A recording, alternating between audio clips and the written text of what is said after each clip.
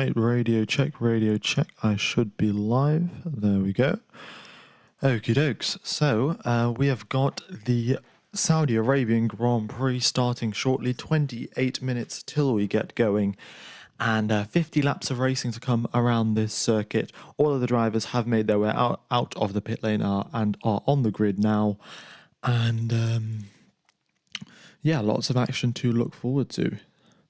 It is going to be a one-stop race, most likely, according to all of the Pirelli numbers and information that we have. It should be a one-stop, but we'll have to wait and see because, of course, with the circuit so narrow and so close, the walls being so close, it will most likely be there'll be a safety car. And with a high chance of a safety car, who knows what the strategy will be and what the drivers are going to do.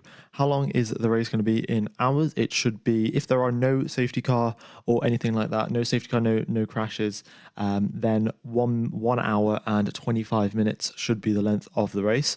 But if there are, then who knows, you know? All right. Let's see. How many people have we got tuned in fact? I think we've got 500 people tuned in. That's pretty incredible, actually, for the start of the stream. Thank you everyone for tuning in. If you could hit the like button, that would be fantastic. It'd help out the channels a lot. Yeah, so we had yesterday's qualifying and quite a few things to go through. So in Q2, we had Nico Hülkenberg, who had an engine failure. It got confirmed later on that it was a fuel system issue. There was a fuel pump that was going from the fuel tank, obviously, towards the engine, and there was it wasn't working properly. And that is why they stopped Hülkenberg's car on the side of the circuit as a precaution. And because of that, he is in 15th position rather than any higher up. So we'll wait and see what Nico Hülkenberg can do, but they seem to have fixed that issue, which with the fuel pump. So Hülkenberg should be fine to go to go racing.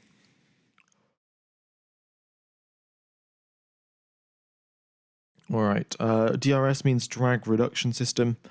So it just gives an extra bit of top speed for anyone who's trying to overtake. The circuit would really show how Red Bull's tire degradation levels are already above. Yeah, I mean, this is the thing. This circuit has got very low tire degradation. It's a very new surface. It's only been introduced to the F1 calendar in 2021. So it's been 3 years that it's been on the calendar, and this is going to be the 4th race here. So, apart from the F1 races, it doesn't get too much use. There will be F2 races here. I think they've already happened. So, yeah, but apart from the once yearly F1 and F2, there might not be too many races here, which means that the surface ends up staying very smooth, and because of that, we just get less and less tire wear. Can you remove the video loop at the bottom? Unfortunately, I can't. I've been sponsored by F1 TV Pro, so I kind of have to leave it there. Yeah, apologies. I can make it a bit smaller later on, but yeah.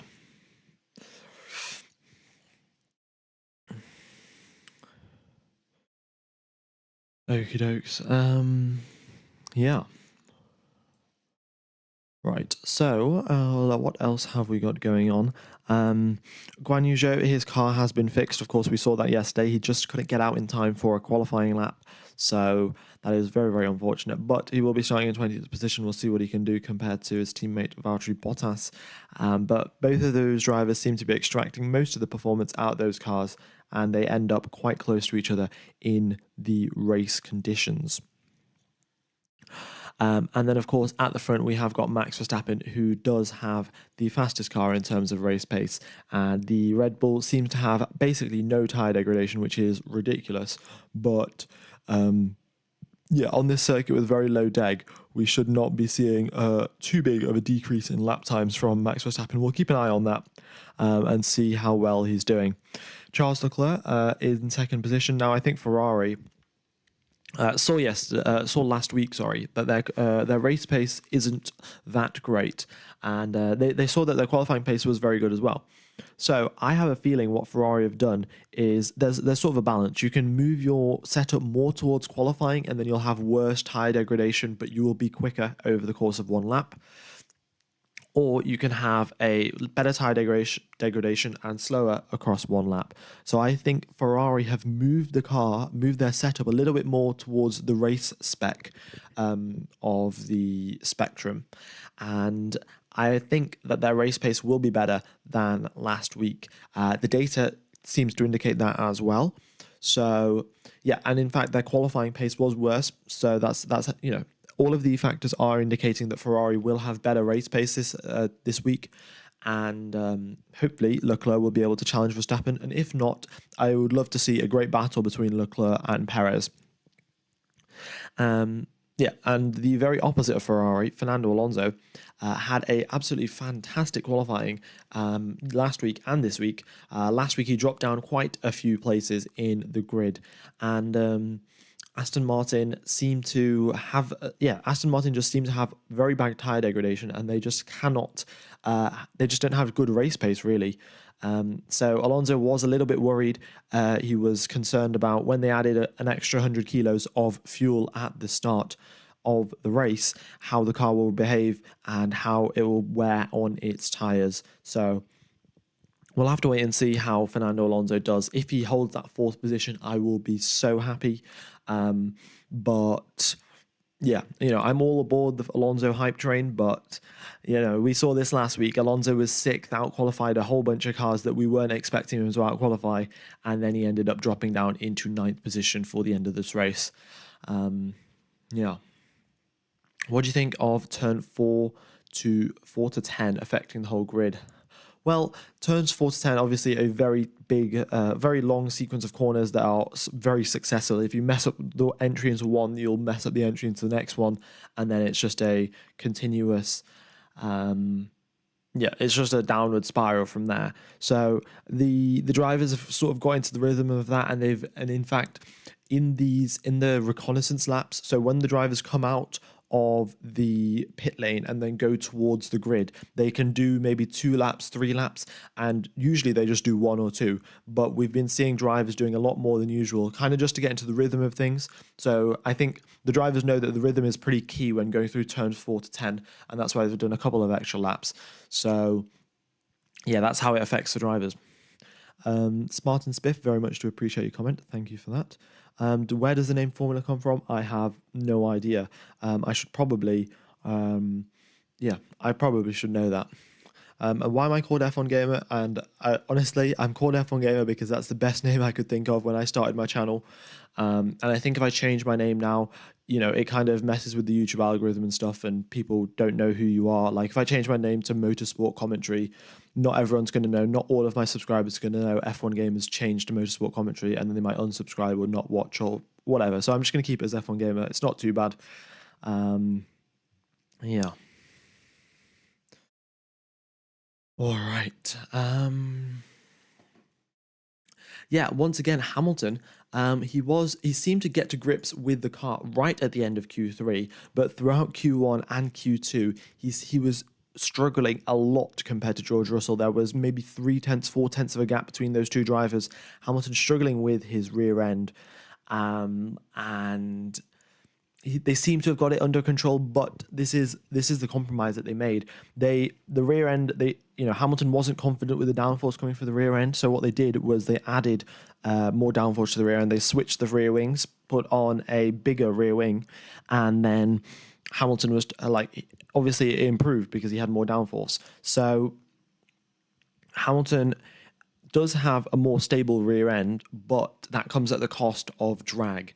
And on this circuit where the average top speed is the second highest on the Formula 1 calendar, only lower than Monza, it is going to be a significant penalty to have all of that extra drag on his rear wing. So we'll see how Lewis Hamilton progresses throughout this race, but overtaking Hamilton will be a lot easier than to overtake George Russell, just because of the sheer difference in rear wing performance from those two guys.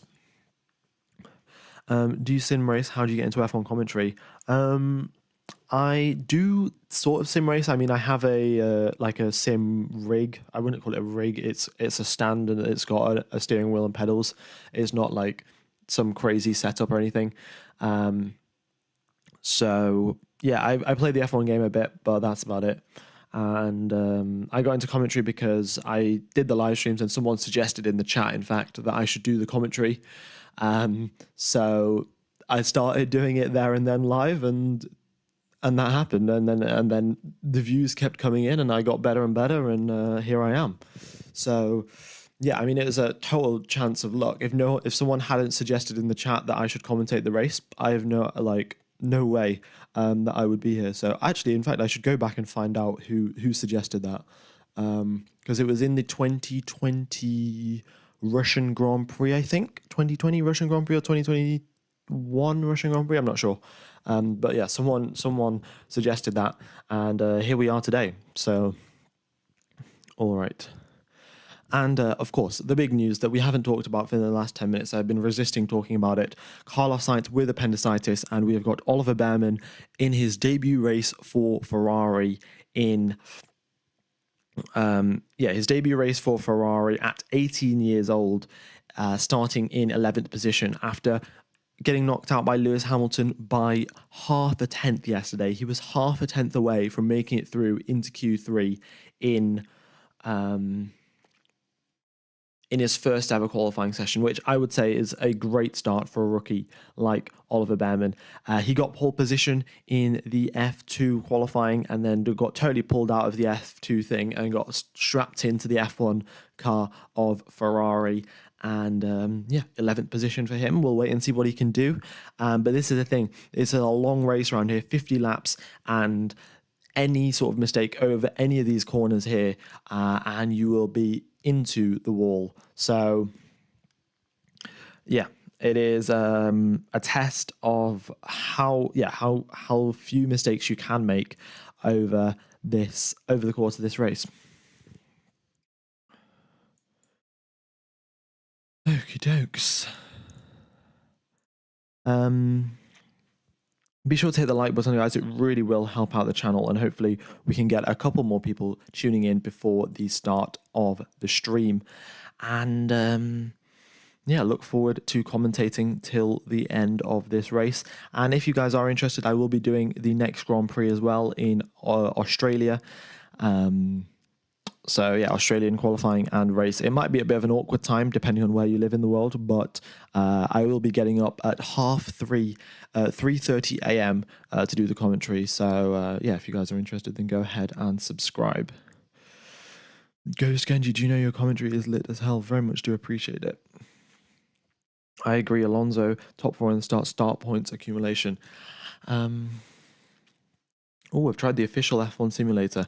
That is actually pretty cool. I think there might be an official F1 simulator somewhere in the UK, but no idea where it is. Can we see the race here or just the commentary? It is just the commentary and all of the data and the lap times. If you want to see the race, there's a 1 week free F1 TV Pro in the description and in the chat. So go ahead and check that out. And it's 1 week free, so you can cancel your subscription right after the race, and it doesn't cost you a thing. So there you go. Do you think Hamilton can bounce back from his poor start to the season? I think he can. I mean, the issue that he had in Bahrain as well was the exact same thing, just lack of rear grip. So once he can sort that out, once, say, Mercedes bring an upgrade package to sort out the rear grip, then Lewis Hamilton will definitely bounce back. It's sort of just a question of, we talk about this quite often, driving styles for different drivers. Some drivers prefer understeer, some drivers prefer oversteer. Hamilton's one of the drivers that prefers understeer. So when the rear end of the car is slightly unpredictable, it just doesn't bode well for Lewis Hamilton.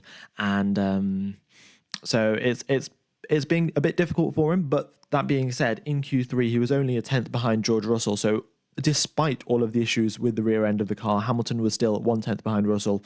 And we can kind of see that improvement already taking place. Last week, I think Russell was in 5th and Hamilton was in 9th, and now they're both right next to each other. So yeah, pace is pretty similar between those two guys, and I suspect as the season closes up, they will get closer and closer. And the same thing can be said for the McLarens as well. We saw towards the end of last year that Oscar Piastri was getting closer and closer to Lando Norris, in fact, sometimes beating him as well.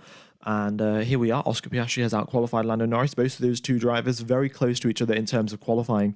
And it is just great to see the performance increase from Oscar Piastri right from his rookie season. Just consistent linear upward trend from him. And now he's matched the level of Lando Norris, which is a great place to be after one season in Formula One. That is fantastic. All right. Oh, Russell was P3 last weekend. Apologies for that.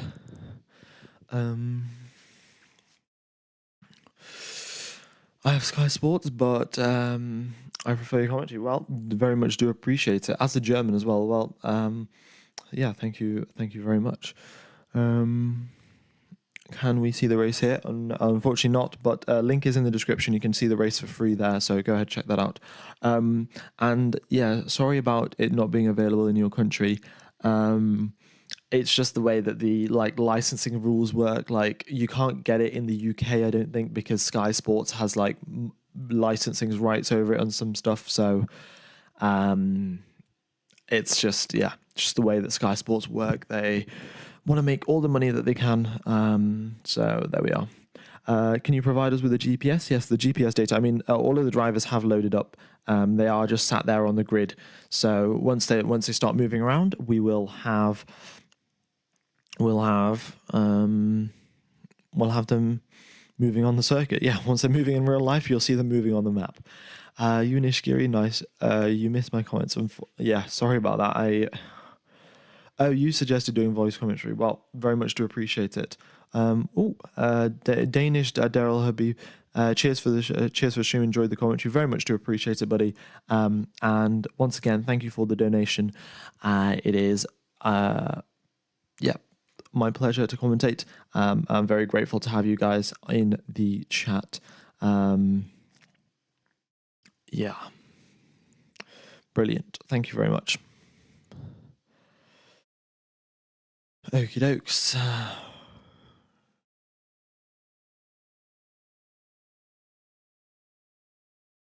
Russell's on used tyres with the 10th fast and Lewis is... apparently Russell didn't do a final lap. I did not notice that. We'll just have to wait and see if the two drivers, if Russell overtakes both Piastri and Norris and Hamilton can't, then it's clear to see that Russell's still faster for now. But, yeah. With the license in my country, according to the F1 website, has a broken website. So there's legit no way for me to watch it. Well, I guess the best you're going to have to do with is the commentary. I'd obviously try and make it as accessible to guys who aren't watching it in front of them. So I try and describe it as much as possible. But yeah, I'm sure they'll fix their website for the next race.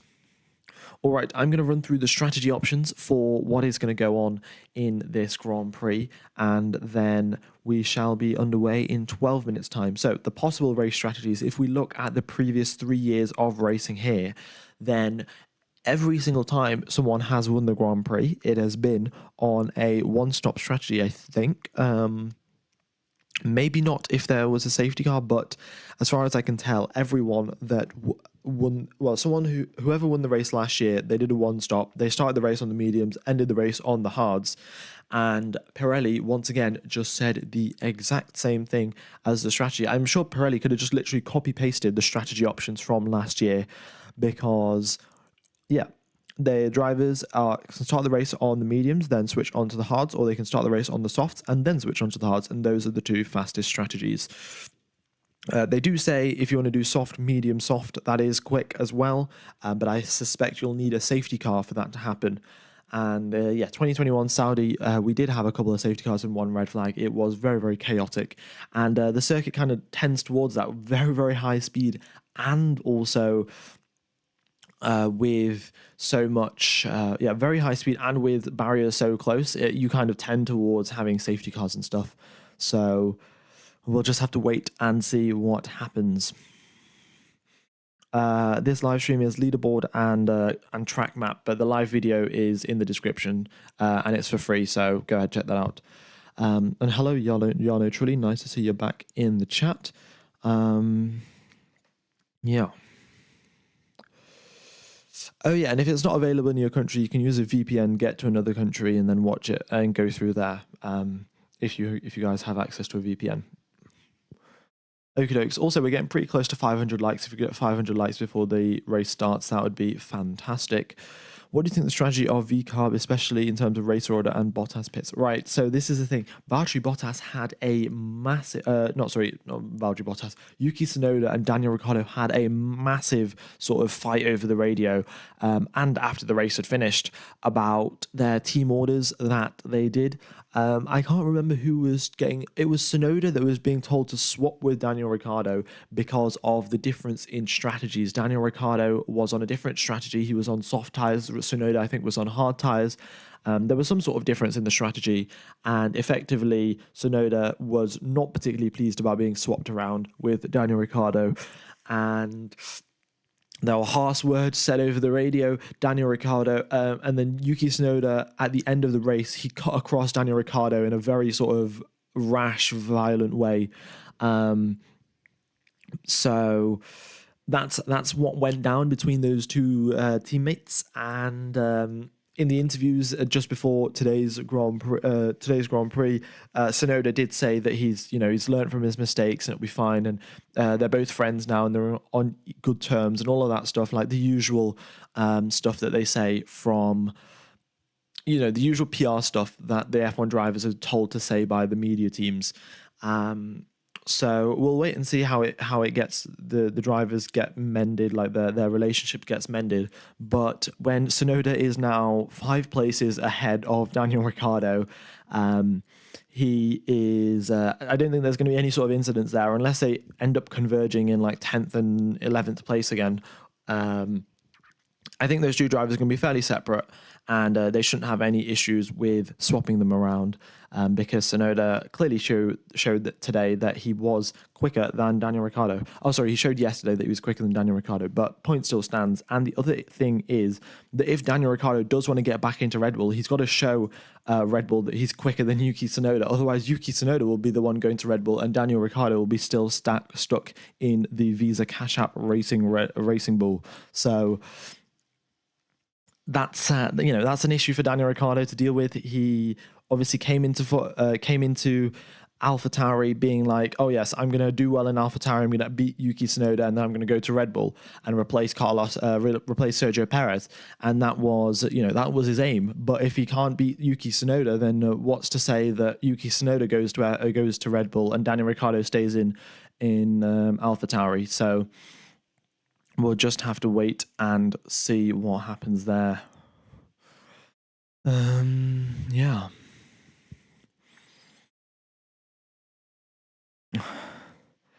Hi from Lebanon. Nice voice, by the way. Very much to appreciate it. I loved it when Carlos Sainz was waiting for the hards to be faster than softs in Bahrain. Yes, exactly. At the end of the Bahrain race, Carlos Sainz came over the radio and was like, when are the soft tyres going to be slower than the hard tyres? And Ferrari were like, that will be at this point, at the end of this lap, the soft tyres will be slower. And that never materialized. In fact, Sergio Perez kept on pulling away from Carlos Sainz. So I mean, that's kind of the difference between the Red Bull and the Ferrari, but we'll just have to wait and see what happens. If you guys could hit the like button, that'd be fantastic. And I hope you are enjoying the coverage. 6 minutes now till we get underway for the formation lap, and then we'll be racing shortly.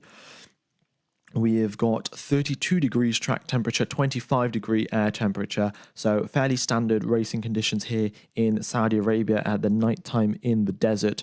The floodlights are on, the drivers are on the grid, the engineers doing the final checks, and we will be going racing shortly. I will just get a bit of water and I'll be back in about 30 seconds.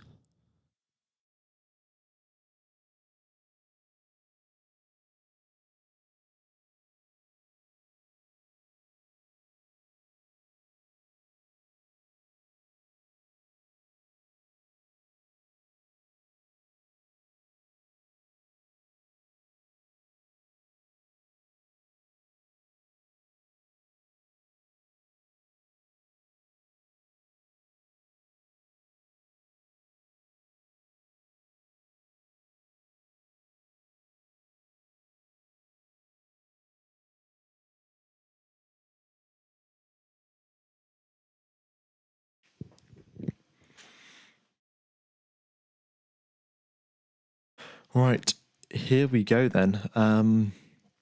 It is nighttime now in Saudi Arabia, as I just said. We've just got an announcement from Race Control. The risk of rain is 0%. And who would have guessed that in a desert we have got a 0% risk of rain? I think that's fairly reasonable to expect, but at least good to know, good to know.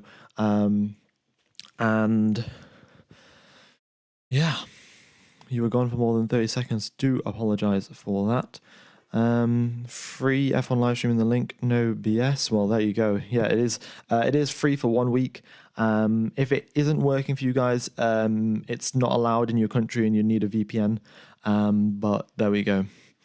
Do you watch MotoGP? I do not watch MotoGP. I think I've watched a couple of clips, but apart from that, not much.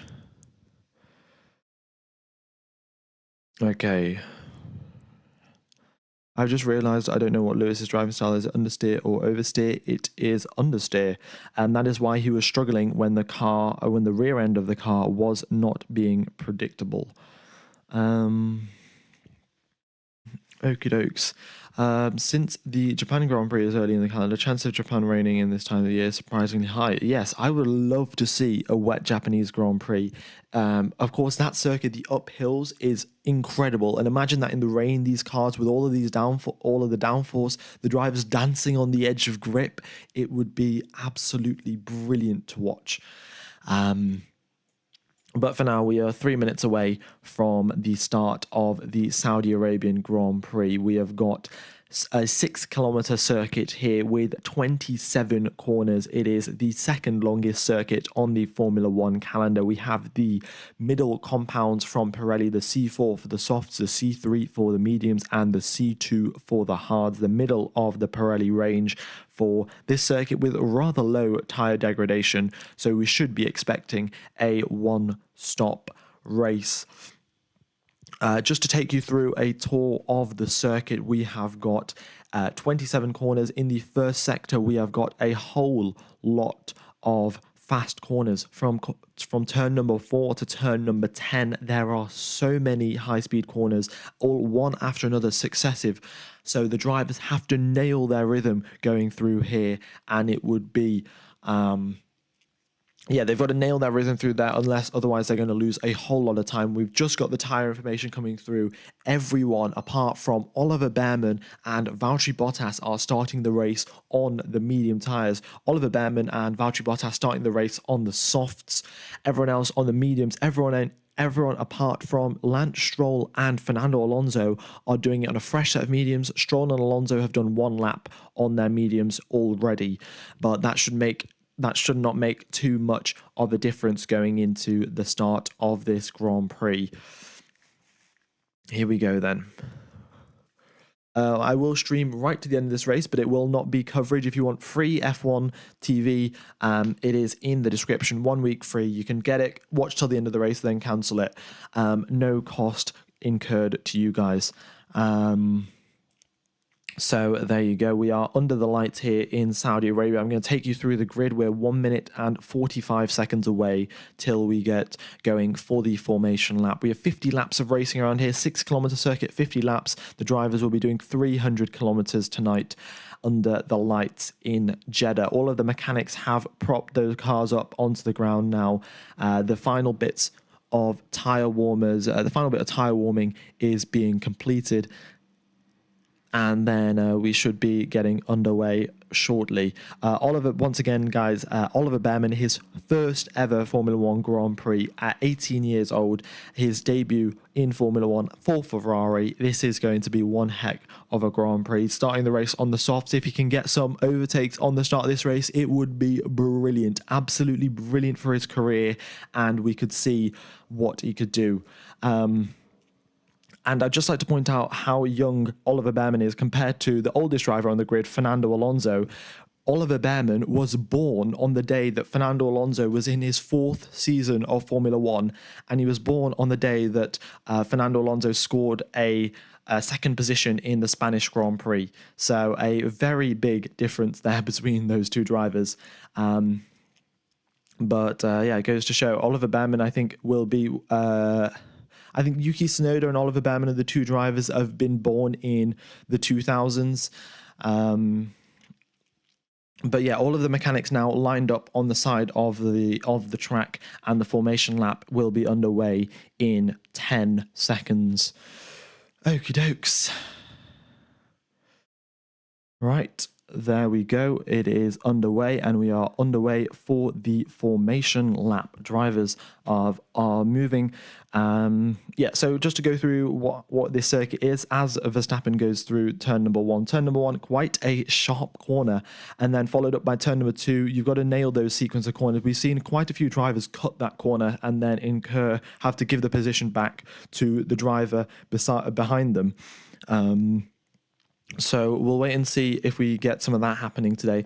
Also, the other thing, DRS, if you watched Formula One last year, DRS usually took 2 laps to be enabled after the start of the race. That has been changed for this year. DRS will be starting 1 lap after the end of this race. So as soon as 1 lap is completed, DRS will be enabled, and we could see a big DRS train forming along this circuit. But yeah, turn number 4 to turn number 10, it's just successive high-speed corners where you've got to hit the apexes. The barriers are so close. And we'll see if any mistakes are made through there. Then you go down all the way towards turn number 13. There's a very big banking around there. You use the banking to propel yourself through the next sequence of corners. Turn number 16 is a little bit tricky, but then the hardest corner probably of the entire circuit, turn number 22. We saw Mick Schumacher crash there a couple of years ago, and then of course, we have turn number 27, the final corner, where we've had a massive sequence of overtakes occurring in recent years. The previous race winner was Sergio Perez in 2023. Drivers now making their way out towards the start-finish line. Right. The fastest pit stop of the Bahrain Grand Prix, 2.23 seconds from the Ferrari crew. They are currently second in the standings behind Red Bull. We've got 11,000 people tuning in. Thank you so much for everyone tuning in. If you are enjoying the coverage, be sure to hit the like button and subscribe. It very much does help out the channel. I think this is the highest I've ever had before the stream ever starting, before the race ever starting. So very much do appreciate it. I think we're going to break a couple of records today. Let's get rid of this formation lap thing on the screen. All right, Max Verstappen has lined up at the front of the grid. Oliver Behrman's dad looks on at his son now. He's doing all of the warm-up checks, getting clutch into the correct positions, and getting that rear tyre temperature up, because it's going to be so critical. It's 300 meters from pole position to the apex of turn number 1, 337 meters to be exact. So the drivers will be braking for about 30 of that, but 300 meters of a pure drag race off the start finish line, and we'll wait and see what the drivers can do. But it is going to be one heck of a start. We're going to see a lot of slipstreaming and maybe a couple of incidents as well. If we remember back to 2021, we had a massive crash on the opening laps and a couple of the race restarts as well. So we'll have to keep our eyes peeled and the yellow flags at the ready. But 50 laps of racing now getting underway at the Saudi Arabia Grand Prix in Jeddah. The final cars now approaching the grid. The Alpines, who have been struggling severely at the start of this season with massive tyre wear and just a lack of downforce and a heavy car. But we'll wait and see what they can do. At the front of the grid, we've got Max Verstappen. At the rear of the grid, we've got Guan Yu Zhou. And the medical car has pulled up. All of the cars have deployed maximum energy deployment. That is 1 light, 2 light, 3, 4, 5, and it is 5 lights, and it is lights out, and away we go. Max Verstappen gets a great start, and Perez has already pushed Leclerc off to the side. Fernando Alonso looks to the inside. Here they go through turn number 1 and 2. No incidents as of yet. Someone exceeds track limits, and Leclerc nearly gets pushed into the wall by Sergio Perez. They're neck and neck going into turn number 4. Who comes out ahead? Charles Leclerc does. He has the inside line. Good car placement from him. Oliver Behrman stays exactly where he was in 11th position. No position positions gained as of yet. Just a reminder, DRS will be enabled at the end of this lap, so the drivers have to stay within 1 second. And look at that gap, 1.2 seconds between Verstappen and Leclerc already, and Sergio Perez looking to overtake Leclerc as soon as possible. Right, here they go then through turn number 2, and we've got Oliver Behrman on the inside of Yuki Tsunoda, and he nearly gets that overtake done, but he's playing it safe for now, and I think that's a good attempt there from Ollie Behrman. Yuki Tsunoda unfortunately losing a position off the start of this race, but the top 8 stay exactly as they were, and Max is already out of here. This was the battle between Leclerc and Perez that screwed up all of this. Perez put Leclerc on a bad racing line, and Max Verstappen said, "Thank you very much. I'll see you at the end of this race." We've got Pierre Gasly coming into the pits. He has got some sort of issue. They've just told him to box. I think he's going to have some sort of front wing damage. We'll have to wait and see. All right, let's on board with Ollie Behrman. Tsunoda on the inside line. Ollie Behrman gets a brilliant exit. He gets a little bit early onto the power here, but he's got a brilliant run. DRS will be open shortly. And we've got Fernando Alonso now defending against Lando Norris, and round the outside he goes. Piastri. And Piastri's just gone straight round the outside of Alonso. Alonso this time at least trying to defend. Last week he didn't even try, so Alonso doing a little bit better, has a little bit more faith in his car, but Ollie Behrman putting so much pressure on Tsunoda, once again all in his mirrors, and we've got a very big squabble growing at the back of the pack here. So Gasly into the pits. He will be coming out on a set of with a set of fresh tires and a new front wing. But yeah, Sergio Perez did his job holding Charles Leclerc up, but Leclerc is actually gaining here. If we look at the gap previously, 1.3 seconds, now it's to 1.1. We could see Charles Leclerc catch up to the back of Max Verstappen. Don't leave just yet. Also, guys, you've just smashed the like target there. Let me just move that. All right, I guess I have to stick that up to 2,000 already. That's very early on in the stream. If you guys are enjoying the coverage, by the way, be sure to hit the like button. It definitely helps out in the channel and the YouTube algorithm as well. And if you want the coverage and want to watch it live, there's a link in the description. You can watch it for free and cancel it as soon as the race is over. So go ahead and check that out. Okie dokes. But back to the race. We have got Charles Leclerc 1.1 seconds and a purple middle sector from Charles Leclerc. If he can get within this DRS range, it would be absolutely fantastic.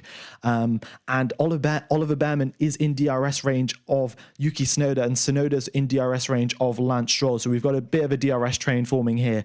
But Fernando Alonso has not been overtaken by Lando Norris just yet. So he's holding on a lot better than he was in the Bahrain Grand Prix. In the Bahrain Grand Prix, within the first 2 laps, he had lost positions to both of the McLarens. So good improvement there from Aston Martin. It feels like that they might be getting quicker and quicker as the race goes on. Okie dokes, it's a fastest lap of the race as well from Charles Leclerc, but unfortunately the gap up to 1.5 seconds there, and it looks like Leclerc made a mistake in the first sector, 3/10 that he lost to Verstappen in the first sector alone. So yeah, I was hoping for him to catch up, but unfortunately he's made a little bit of a mistake. He might be destroying his tyres, but you know, if you destroy your tyres and get ahead of Max Verstappen, I would say that is a great success. Yeah. Oh, Pierre Gasly, he hasn't even come in for a fresh front wing. Pierre Gasly has just completely retired. If we can get an F in the chat there for Pierre Gasly, I don't know why he's retired, but I will try and find out. Yeah. I thought he had just got damage from his front wing, but it seems like he's totally just retired out of this race.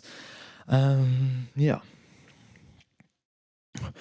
Right, just staying on board with now Charles Leclerc. Leclerc under pressure from Perez, and the gap now 1.5 seconds, so he's got no slipstream from Verstappen, and Perez is gaining. Verstappen's got the fastest lap. Perez is still gaining. He looks to the inside in Leclerc's mirrors and darts to the inside late on the brakes. Can Leclerc get the switchback going through turn number 3? He tries, but it is not enough, and Sergio Perez up into second place, but Leclerc can fight this one back. Perez on the inside, Leclerc on the outside, and we'll see if Leclerc can stay within DRS range, because we've had quite the long battles through here.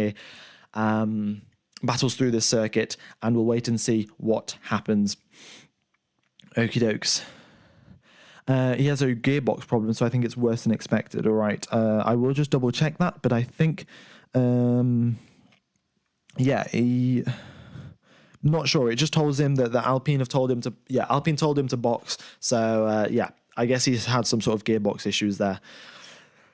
Right, Max Verstappen, another fastest lap, and it is a 34.4 from him. So in the first sector. So Max Verstappen's no sign of slowing down, but we'll wait and see what he can do. Dapper George just randomly found your channel today. Already a big fan. Great voice commentary and great race overlays as well. Thank you very much for the brilliant for the nice comments in the chat, guys, and grateful to have such nice fans as you guys. Okay, we're on lap number 4 of 50. The soft tires have a expected lifetime of 15 laps or so. And the medium tires have an expected lifetime of around 20 laps. And the hard tires can go right to the end of this race from there after the first set of pit stops. So we'll wait and see. All right. Ollie Behrman, they've just come over the radio saying he's doing a good job. He's holding on to the back of Tsunoda.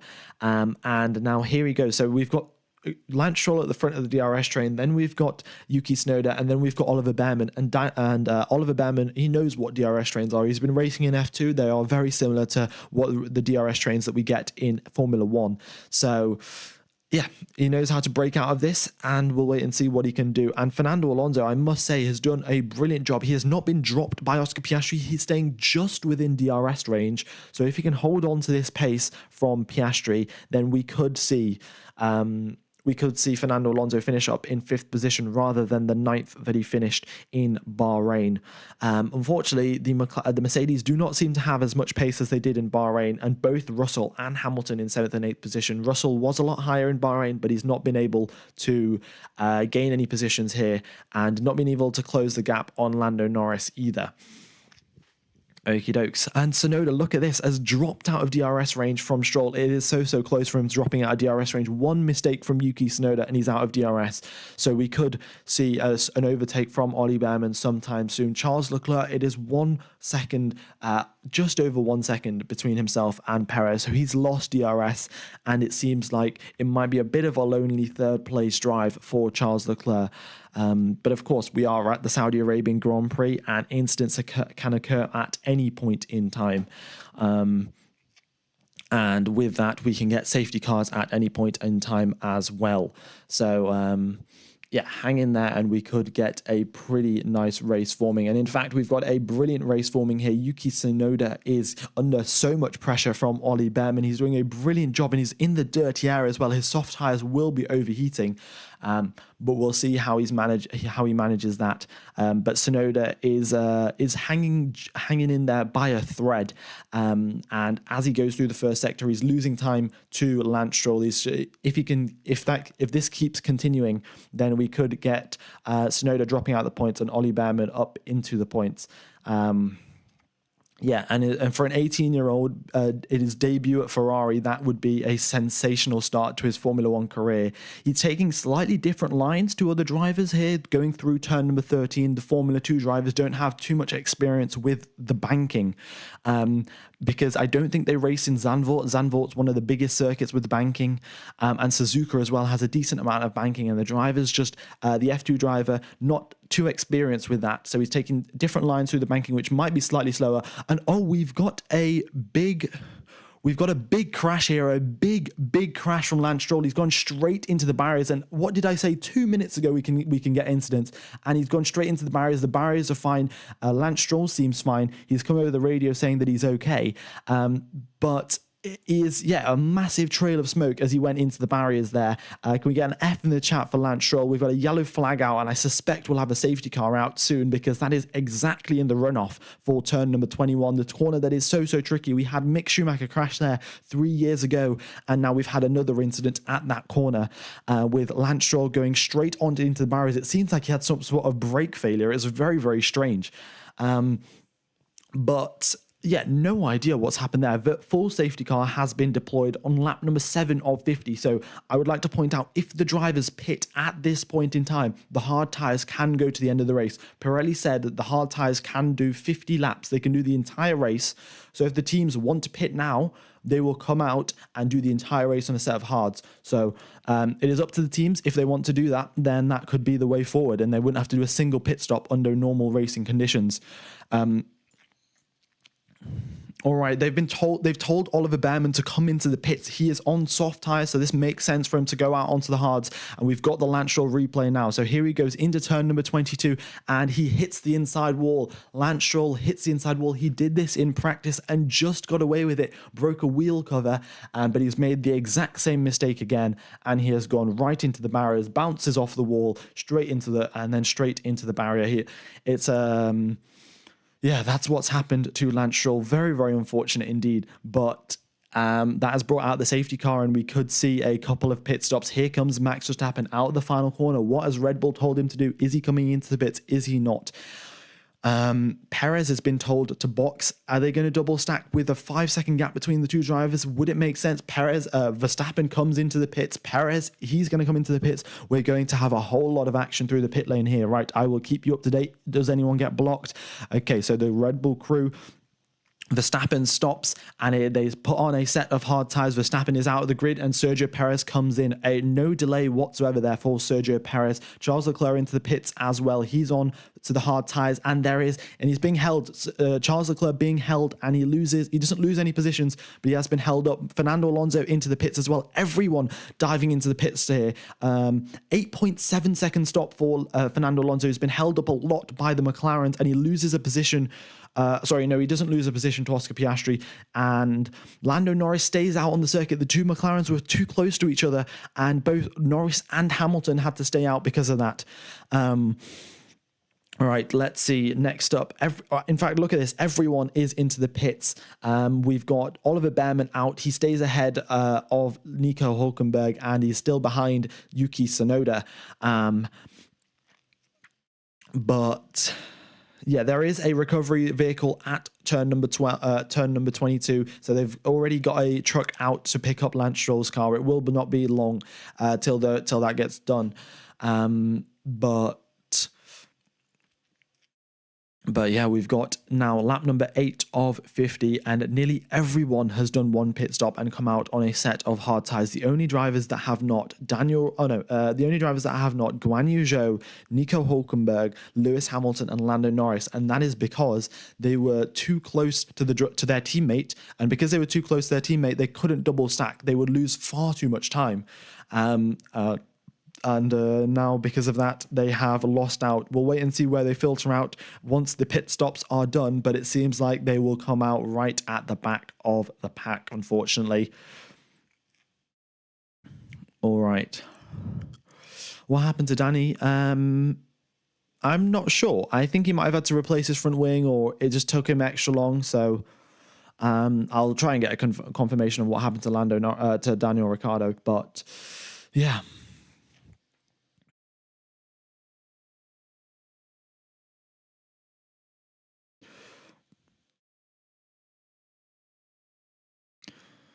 Right. I'm going to have a quick drink of water, but yeah, we've had a whole lot of action here. We've just hit 2,000 likes, which is great to see. Thank you everyone for tuning in and hitting the like button. Very much is appreciated.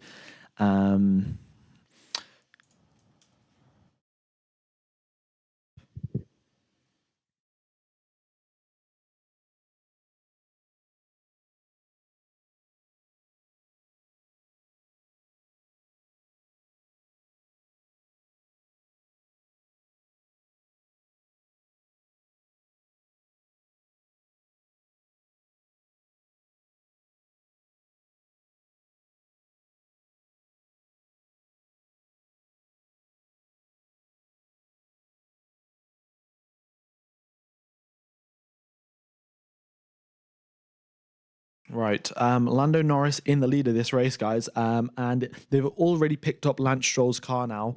And they've got the tractor, they've picked it up and they're driving back off to the escape road. So it will not be long before we go racing again. Lando Norris, Lewis Hamilton, Nico Hulkenberg, and who was the other driver? Guan Yu Zhou. Those 4 drivers who did not come in to the pits, they will be staying out, because if they come into the pits now, they're going right to the back of the pack, which would be a suboptimal strategy. So their strategy now will be to go as long as possible, make the gaps between the drivers as big as possible, and then come into the pits. But they have been severely compromised by this. Everyone now has gained a free pit stop under the safety car, whereas those 4 drivers have been, unfortunately, have stayed out. So, yeah. Right.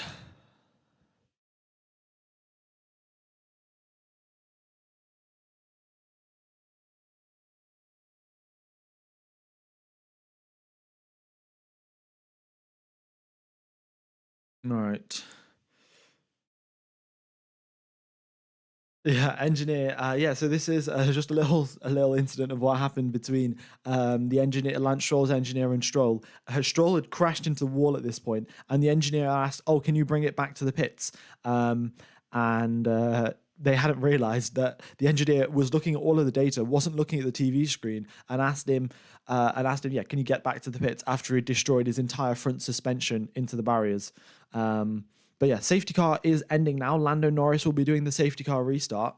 And this is now an opportunity for Charles Leclerc to re-overtake Sergio Perez, because, and in fact, an opportunity for Fernando Alonso to re-overtake Oscar Piastri, and DRS will be getting enabled as well.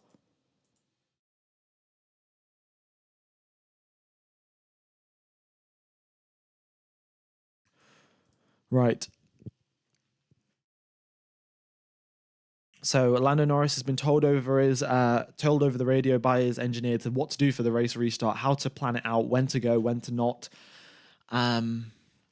And yeah, Max Verstappen right on his tail, getting ready to go. Lando Norris just weaving around, getting that temperature up into his tires. He stops weaving and he slams his foot onto the throttle. And it is a single file line now going towards turn number 1. And Piastri's already got ahead of Leclerc, going to the inside. Leclerc's got the inside line, though he defends against Piastri. And Piastri now losing under attack from Fernando Alonso. Here comes Alonso. Is he getting squeezed out?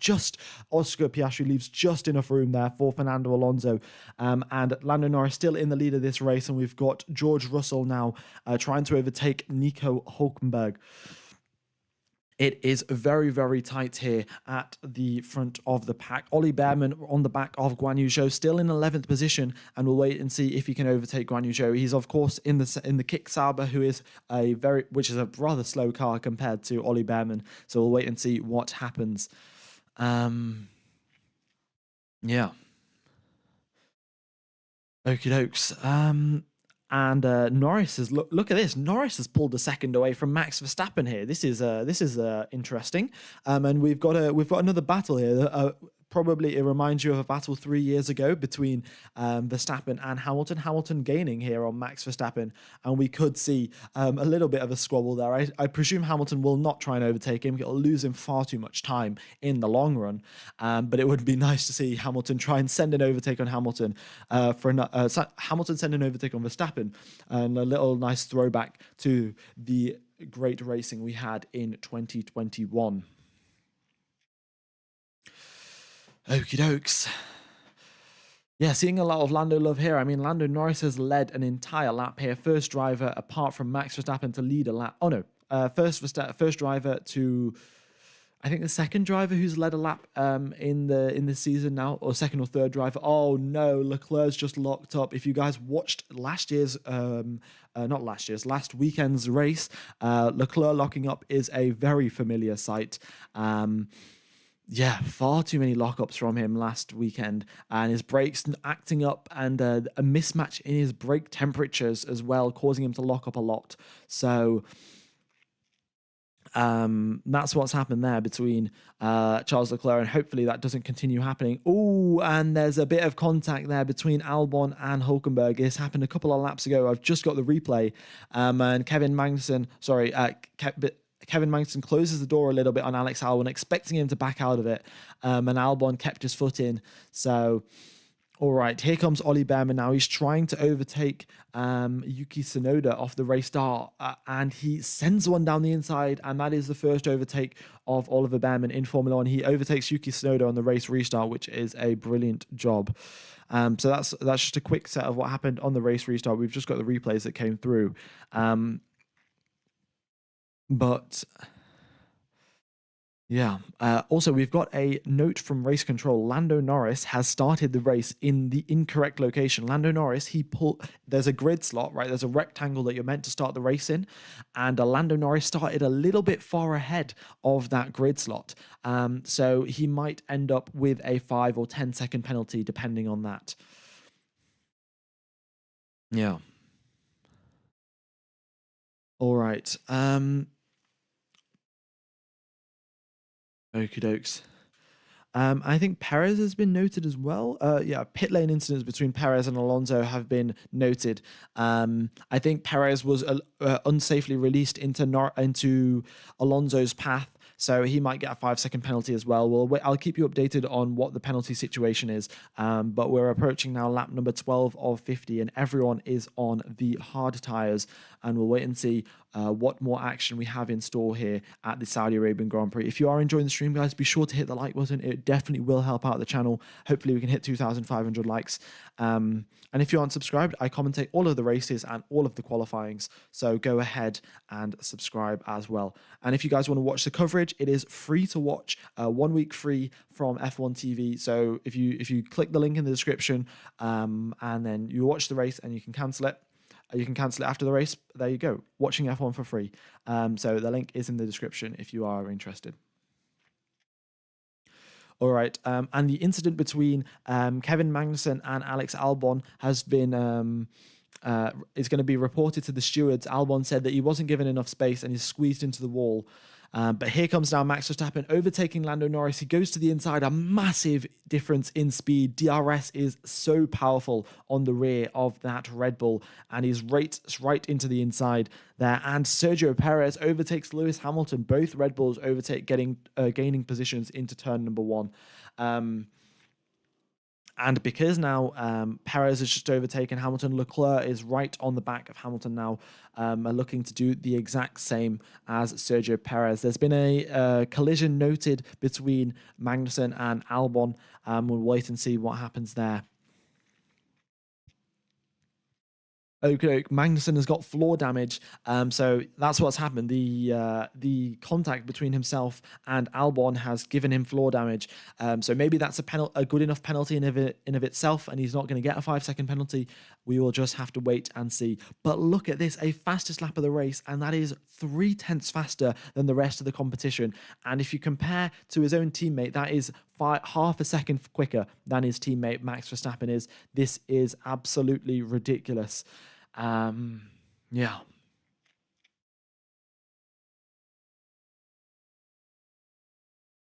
All right, it is under investigation, the incident between Magnussen and Albon. We'll keep an eye on that. But as Charles Leclerc now goes into the final corner, he'll be looking to gain on Lewis Hamilton. He's got DRS. Hamilton, unfortunately, has got DRS on Perez, which is going to make it difficult for Leclerc to get that overtake done. And Piastri as well, joining the back of the DRS train. And Fernando Alonso doing a brilliant job here, holding on to the back of Piastri. That Aston Martin seems to have much better race pace than it did last weekend. Aston Martin diagnosing those issues successfully, which is great to see.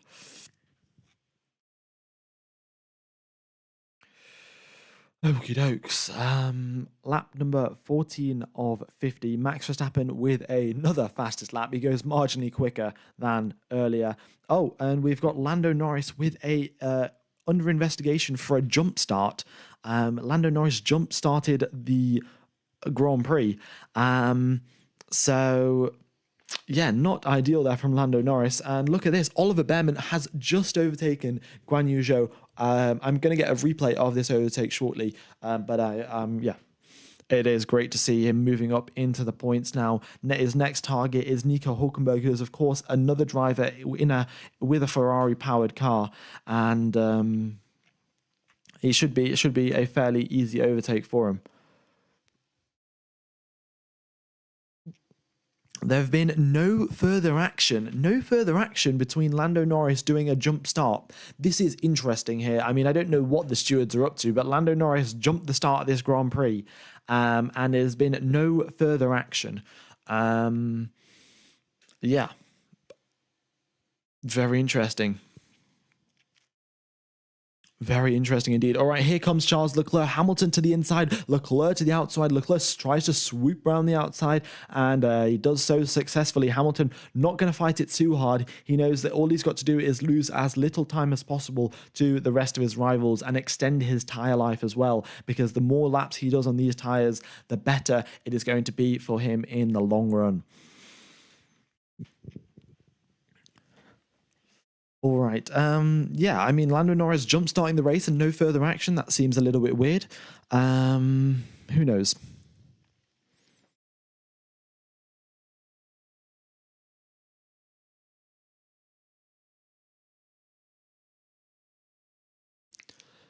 All right. Oliver Behrman now, he's closed up to the back of Hulkenberg as well. He's closed up by 0.4 of a second, I must say, in this previous lap. Yeah. We'll have to wait and see. Alonso's just come over the radio saying any chance of plan B because they're in another league. This is interesting here. I mean, if Alonso's managing to keep up, I mean, he's not too big of a difference between himself and Piastri. On the previous lap, there was 0.4 of a gap between himself and Piastri. So the gap's kind of extending. And I think his race pace might get worse as his tyres wear out. But yeah, he's hoping for plan B, which would probably be another pit stop. And they're going to look into it. There has been a 5-second time penalty for Sergio Perez for an unsafe release. So basically, just in the pits, when the safety car was out and everyone came into the pits, Red Bull released Sergio Perez into the path of Fernando Alonso. And that is, just a typical 5-second penalty. You could say that it was the team's fault, but if you give the team just a fine for it, the teams are going to do it every single time, and they'll just pay the fine because they have basically infinite money. And, oh my God, a 10-second penalty for Kevin Magnussen for causing a collision. I mean, 10 seconds is a bit harsh. He's already got floor damage. You could have just given him a 5-second penalty. But a 10-second penalty for Kevin Magnussen and a 5-second penalty for Sergio Perez. Okie dokes. Ollie Behrman now, he's closed up once again to the back of Nico Hulkenberg, and we'll wait and see what he can do. Can he get this overtake done?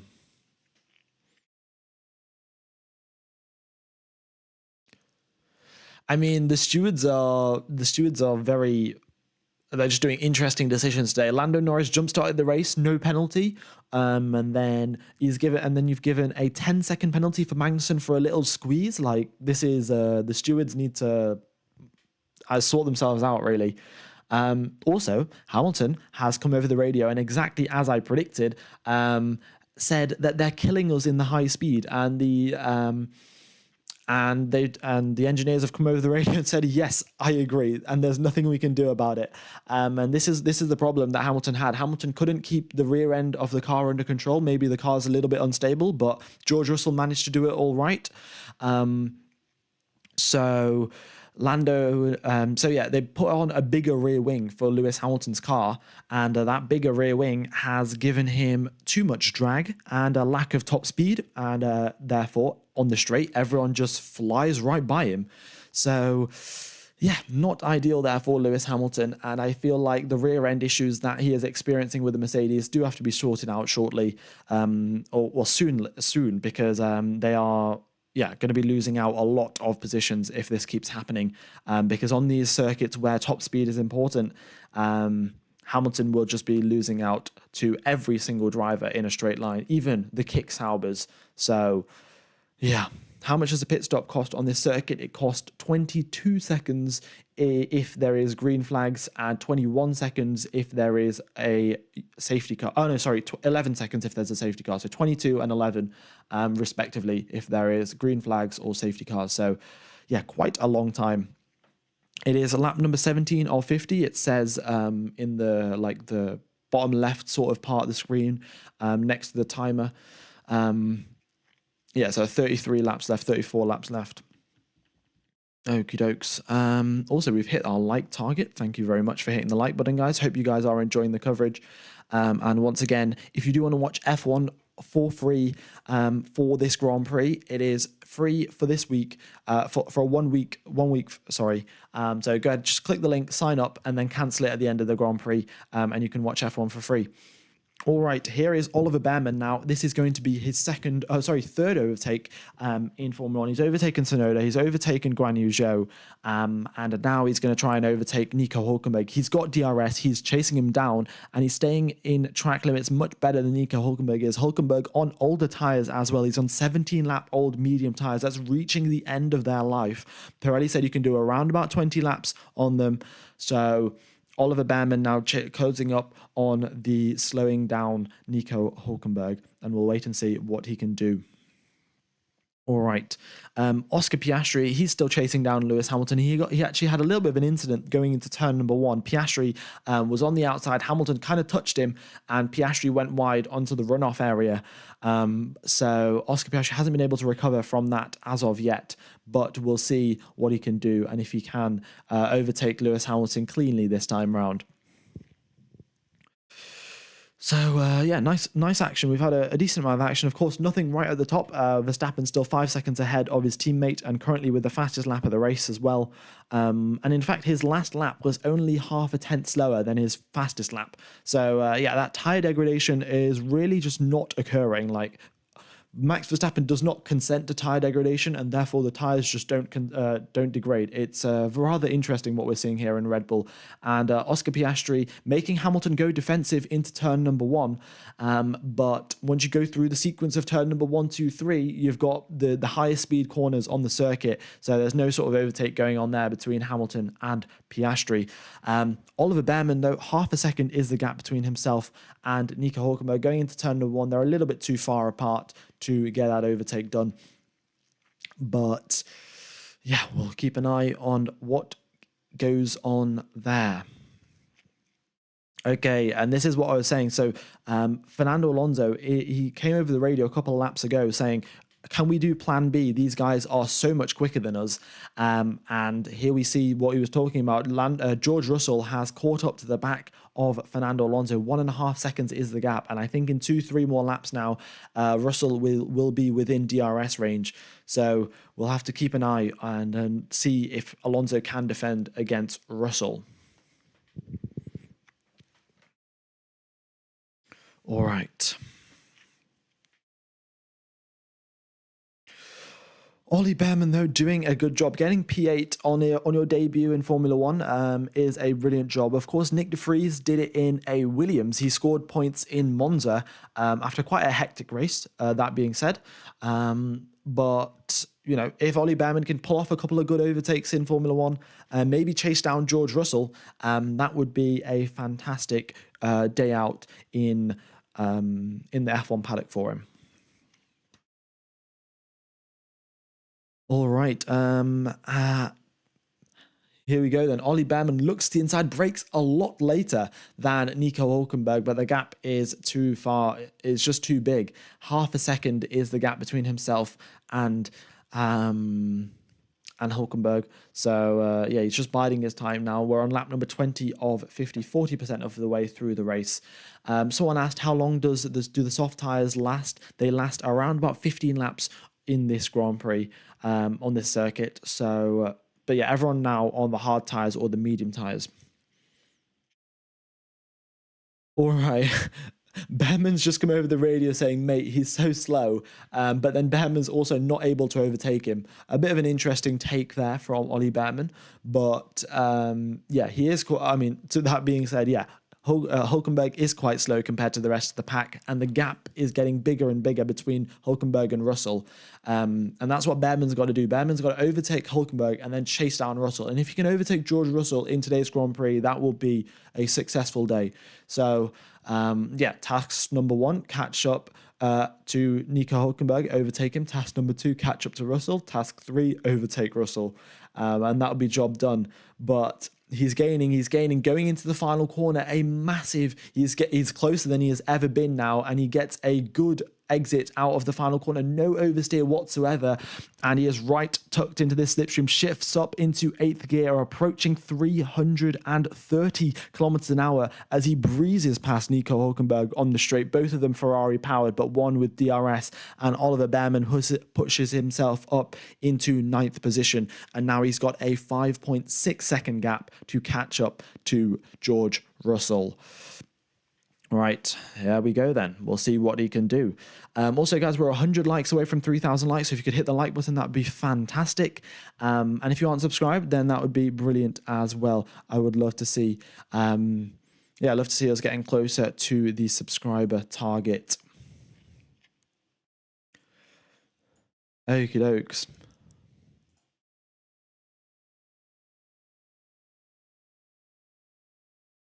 Very nice job, though, from Oliver Behrman, and it's great to see the rookie perform so well in Formula One.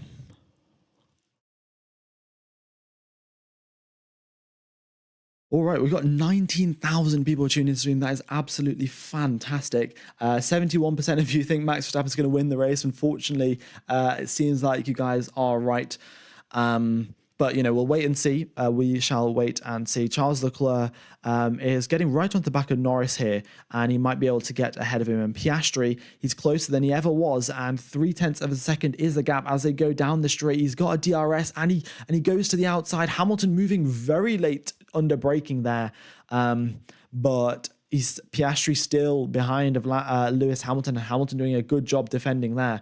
But yeah, I think Hamilton will pit. Pirelli said that you can do around about 20 laps on those medium tyres.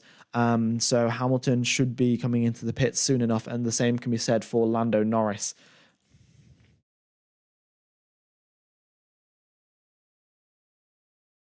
All right. We have hit the like target, in fact. Let's go ahead and increase that once again. I mean, this is a record stream after record stream. I very much do appreciate it, guys.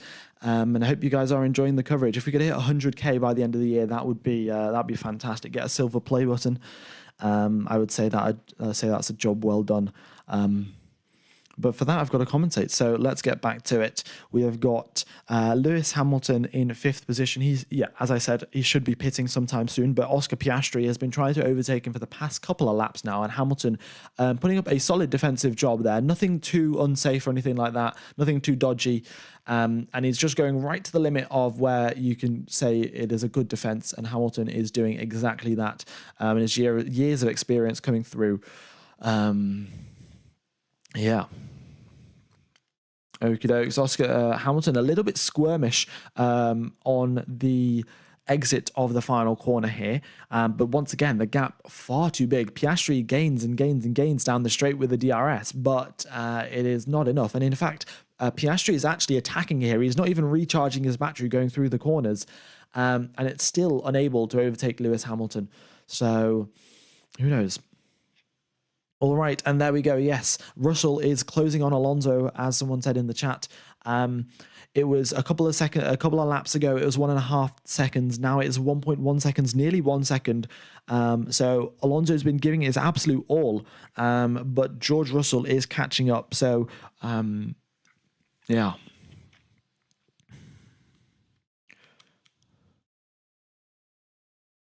Right.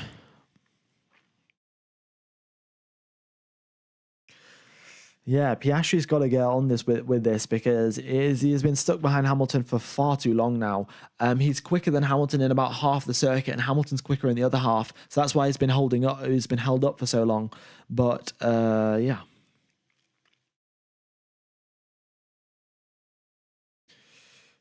Can you repeat what you said about the pinstripe? An ad came up. I don't know what I was saying about the pinstripe. Yeah. Also, in fact, we've got 19,000 people watching or 18,000 people watching. If you guys have any feedback about my commentary, if you think there's anything I could change, maybe whatever you guys think about the stream, anything that could be improved, be sure to let me know. I know there is one comment that I should get rid of the video on the bottom right. I'm sponsored by F1 TV, so I have to keep the video there. But apart from that, if there's any sort of feedback that you guys want to give me, do let me know in the chat, and I'll try and improve as much as possible. Right. And Oscar Piastri once again locks up going into turn number 1 this time round, trying to overtake Lewis Hamilton. Oh my God, what an overtake. This was so close here between Kevin Magnussen and Yuki Tsunoda. And Tsunoda gave him just enough space, and Magnussen slipped right through, and there was nothing Tsunoda could do. Tsunoda did come over the radio, said he overtook me off the circuit. Oh my God, what are they doing? They've just given him a 10-second penalty for that. A 10-second penalty for leaving the circuit and gaining an advantage. He just overtakes it. That's a 5-second penalty at the max. The stewards are literally crazy. I don't know what the stewards are doing here, but yeah, this is crazy. Yeah, Kevin Magnussen has been given a penalty for leaving the track and gaining an advantage. He just overtook Yuki Tsunoda. He did put all 4 wheels off the circuit, but they could have told him to swap the positions around. There was no need to give him a 10-second penalty. I mean, I feel like the stewards are giving like punishments as if they were actually living in Saudi Arabia and they were Saudi Arabia law enforcement. Yeah. Because the rules there are quite strict. And Kevin Magnussen has been given a 10-second penalty. That's just purely ridiculous from the stewards. Yeah, it's crazy. It's not a new rule. The stewards are just being... There was a rule change, okay. But it's not... I mean, who decided that rule? Like, they should just tell the drivers to swap around. And if they don't swap, then it's a 5-second penalty. What the... Right. This is yeah, I mean, I saw that, but that it's just far too much. I mean, they should get rid of that immediately. Yeah, okay. Yeah, 5-second penalty for Ocon, guys. No, that is a joke. That's a meme if you guys don't know the meme. But yeah, I think Ocon should definitely 100% get a penalty for that. Oh, this is interesting. Yuki Tsunoda has lost a wing mirror. He can't see. He's not got a right wing mirror. He literally cannot see to the back of him on the right side of his car. Very interesting here. I mean, I don't know how he's lost a wing mirror, but the teams, what they do, try to extract as much performance as possible, and they put sort of like mini wings on their wing mirrors to try and like get extra downforce. And I feel like some of that might have broken, and Yuki Tsunoda can no longer see from the right side of his mirror.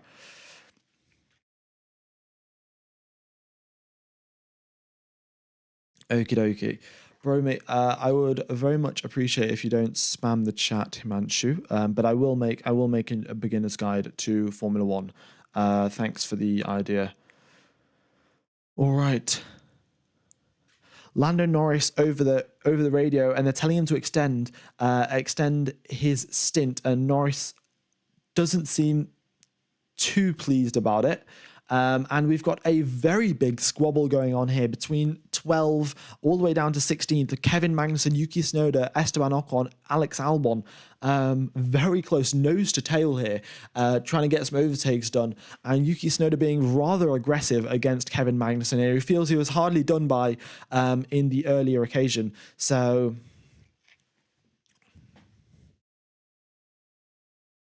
yeah. Right. Also, guys, Oliver Behrman, update on him. He was 5.6 seconds behind George Russell when he overtook Kevin Magnussen. The gap now 6 seconds. So unfortunately, he hasn't been able to close that gap up to George Russell that much, or as we would have hoped for. So yeah, not ideal there from Ollie Behrman, but he's still done a good job nevertheless. And if he could catch up over the next half of the race, that would be brilliant. Charles Leclerc has just overtook Norris going into turn number 1, a fairly standard overtake there, actually. But now Lando Norris trying to extend out his stint as much as possible. And just, you know, your weekly check-in with Max Verstappen. He's 7 seconds in the lead of this race. He's just set a fastest lap 1 lap ago with a set of 19-lap-old hard tyres. Yeah. All right, I don't know why we've got so many people spamming in the chat, but it's not particularly necessary. So yeah, I'd appreciate if you guys didn't. Yeah. Okie dokes. Oh, we just hit our like target again with 3,500 likes. I guess up to 4,000. This just keeps going. I mean, this is probably a record stream for the most number of views that I've had. So yeah, thank you everyone for tuning in. And we're getting quite close to 63,000 subscribers as well. We're on lap number 27 of 50 with Max Verstappen 7 seconds in the lead of this race, with Perez in second, Leclerc in third. And Oscar Piastri and chasing the back of Lewis Hamilton. But this is it, 4th and 5th position. Lewis Hamilton and Lando Norris trying to go as long as possible here to get the maximum out of their tyres before they come in for a pit stop. And Oscar Piastri, once again, here he goes down the main straight. He's closer than he was before, but can he get past Lewis Hamilton? That is the question. He's gaining, but he's just too far back, and the Mercedes is a little bit too quick in the straight line. I feel like Piastri and Hamilton both have similar rear downforce levels, and neither of them, and that's why they're sort of in a stalemate and can't get ahead of each other. I'm going to have a quick drink of water because my throat's getting rather dry, but I'll be back in 30 seconds or so, and I hope you guys are enjoying the coverage.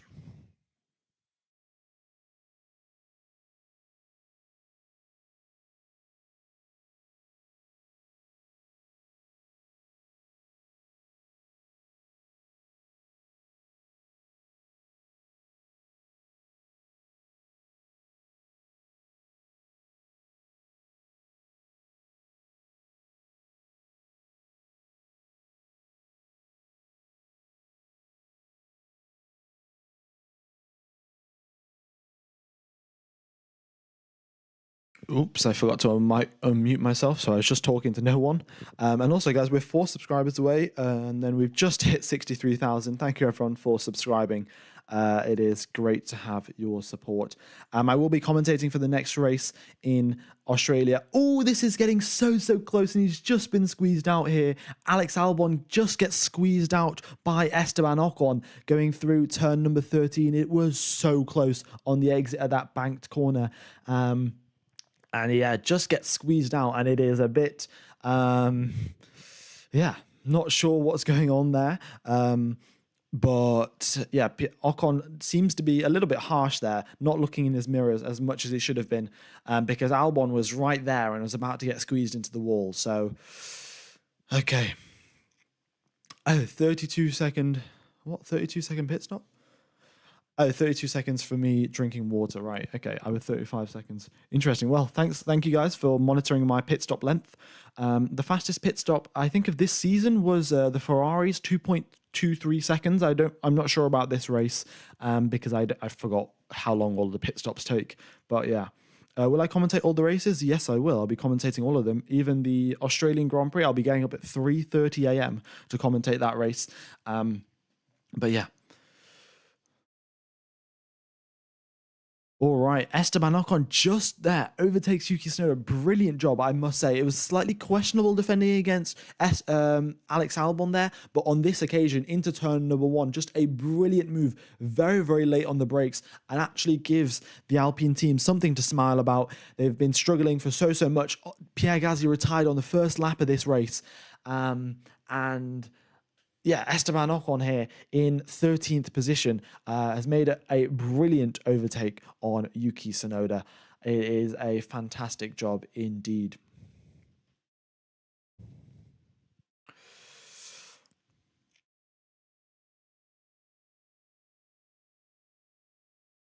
Okie dokes.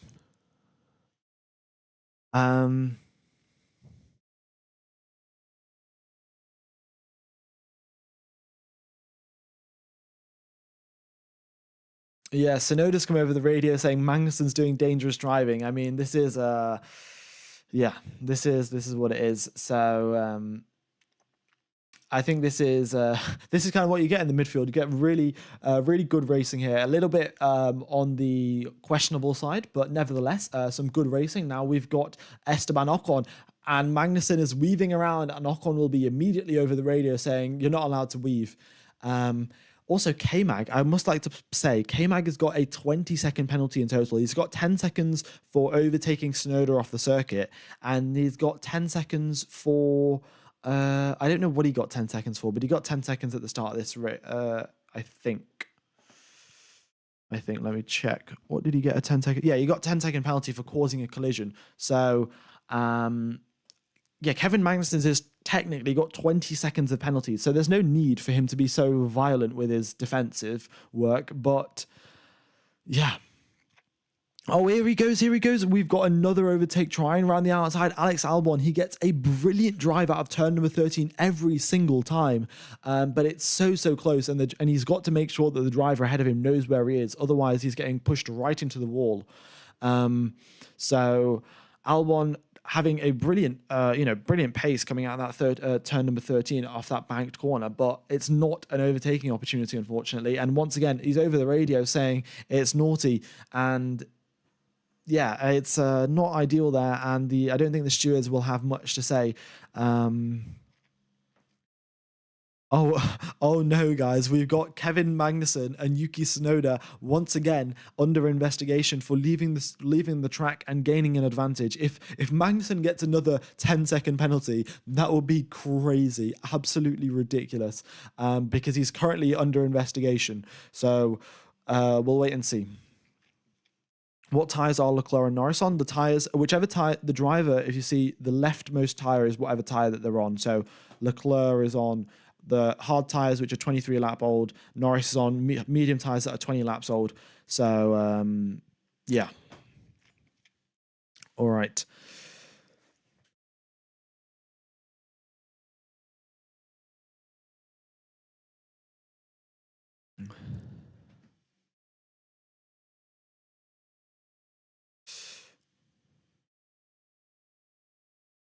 All right, we've got Lando Norris.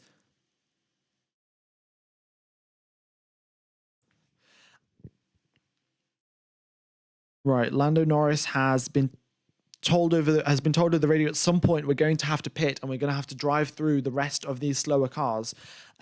So he's got 20 laps left now. He could bolt on a set of softs, and if he does, that would be fantastic, because that's going to produce some brilliant overtakes there, both for Lando Norris and for Lewis Hamilton. So I cannot wait for these guys to start doing some overtakes, because yeah, it's going to be brilliant. Also, I'm not sure. Maybe I have a feeling that the team haven't told Kevin Magnussen that he's been given penalties. Because, if you have 20 seconds of penalties, I have a feeling that you would not be driving with such aggression. Yeah. But it is... yeah, all aboard the Kevin Magnussen train here. We've got K-Mag in 12th position, holding back Ocon, Tsunoda, Albon, Sargent, and Ricciardo. And then we've got Valtteri Bottas as well approaching the back of this pack. So, I mean, what Kevin Magnussen is doing, he is helping out his teammate every single lap that he holds up Ocon, Tsunoda, Albon, and all of these guys. When Hülkenberg finally does do his pit stop, it's going to be a lot quicker for him to overtake everyone. So... yeah. Okay, I don't think K-Mag is going to get any sort of penalty. He's just got a lap time deleted for his sort of incident between himself and Tsunoda. So I think that's all that it's going to come of. But yeah, maybe I'll stand corrected. Okay. Lap number 33 of 18 now. 18 laps remain of this race. Alex Albon chasing down Yuki Tsunoda, but they're all in a DRS train, and it's getting rather difficult to overtake here. And I'm still interested, how is Lando Norris and Lewis Hamilton still going for so long? Pirelli said that the maximum you can do on medium tyres is 33 laps, and that would be a whole lot of slow driving and conserving your tyres. So, I mean, fantastic job to these guys. Both, all four drivers, Norris, Hamilton, Hülkenberg, and Zhou. All four of those drivers have done 32 laps on those medium tires. So, brilliant job. But now they're coming to the end of Pirelli's range, and oh my God, Alex Albon has sent one from so far back. What a move. He's just sent one to the inside of Yuki Tsunoda from about 20 meters back. He brakes so late and he says, see you later to Yuki Tsunoda. What a move from Alex Albon, putting himself up into 15th position there. 14th position, sorry. But what a move. That's very similar to Daniel Ricciardo back in the day, just slamming on those brakes 10, 20, 30 meters later than the competition. Fantastic overtake there from Alex Albon. And he's still taking that amazing line through turn number 13 to get a great drive and hopefully catch up now to Esteban Ocon and overtake him. But a solid overtake there from Alex Albon and a perfect piece of defensive driving afterwards to hold up against Yuki Tsunoda. All right, Oscar Piastri, I must say, is still stuck behind Lewis Hamilton. 0.6 is the gap. That's not doing any favors for his tires. Hamilton is on 33 lap old medium tires, and Piastri still unable to overtake. I have a feeling that he's going to try catch up. He's going to deploy some of his energy and try and actually make this overtake happen. But Hamilton will be coming into the pits soon enough. Hulkenberg's into the pits. What tires does he go on? He goes onto a set of hard tires. Interesting choice there. Maybe they don't have a extra set of softs, because I wouldn't expect to start the race to go onto a set of soft tires. But they're on the hard tires now, so Hulkenberg can just push as hard as possible because. Yeah, and I must say, guys, look at this. Hulkenberg comes out in 11th position. Kevin Magnussen has done a fantastic job holding up every single driver behind him. He's held up Ocon, he's held up Albon, Tsunoda, Sargent. So a massive team job there from Kevin Magnussen, holding up everyone else. So when Hulkenberg finally does pit, he comes out ahead of everyone. So props there to Kevin Magnussen. Admittedly, I think the team will now tell him that he has 20 seconds of penalties, and he'll be like, guys, are you serious here? But yeah.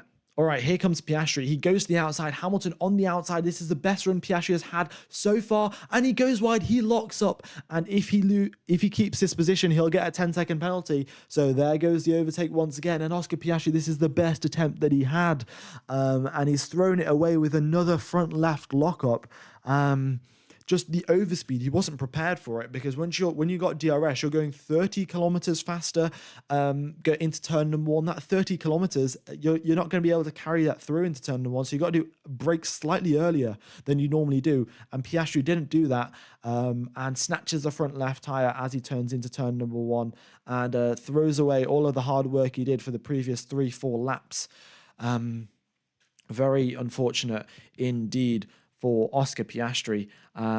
But yeah, we'll just wait and see now if he can make another overtake.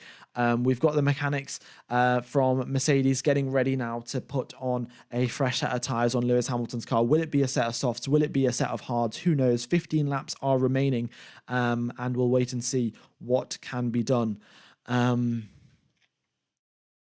I'm going to have a quick drink of water, but as of now, we have a second Red Bull 1-2 with Charles Leclerc in third and Piastri looking to overtake Lewis Hamilton for 5th position. But when I must point out, when Norris and Hamilton both pit, Piastri will put himself up into 4th place, which will be brilliant.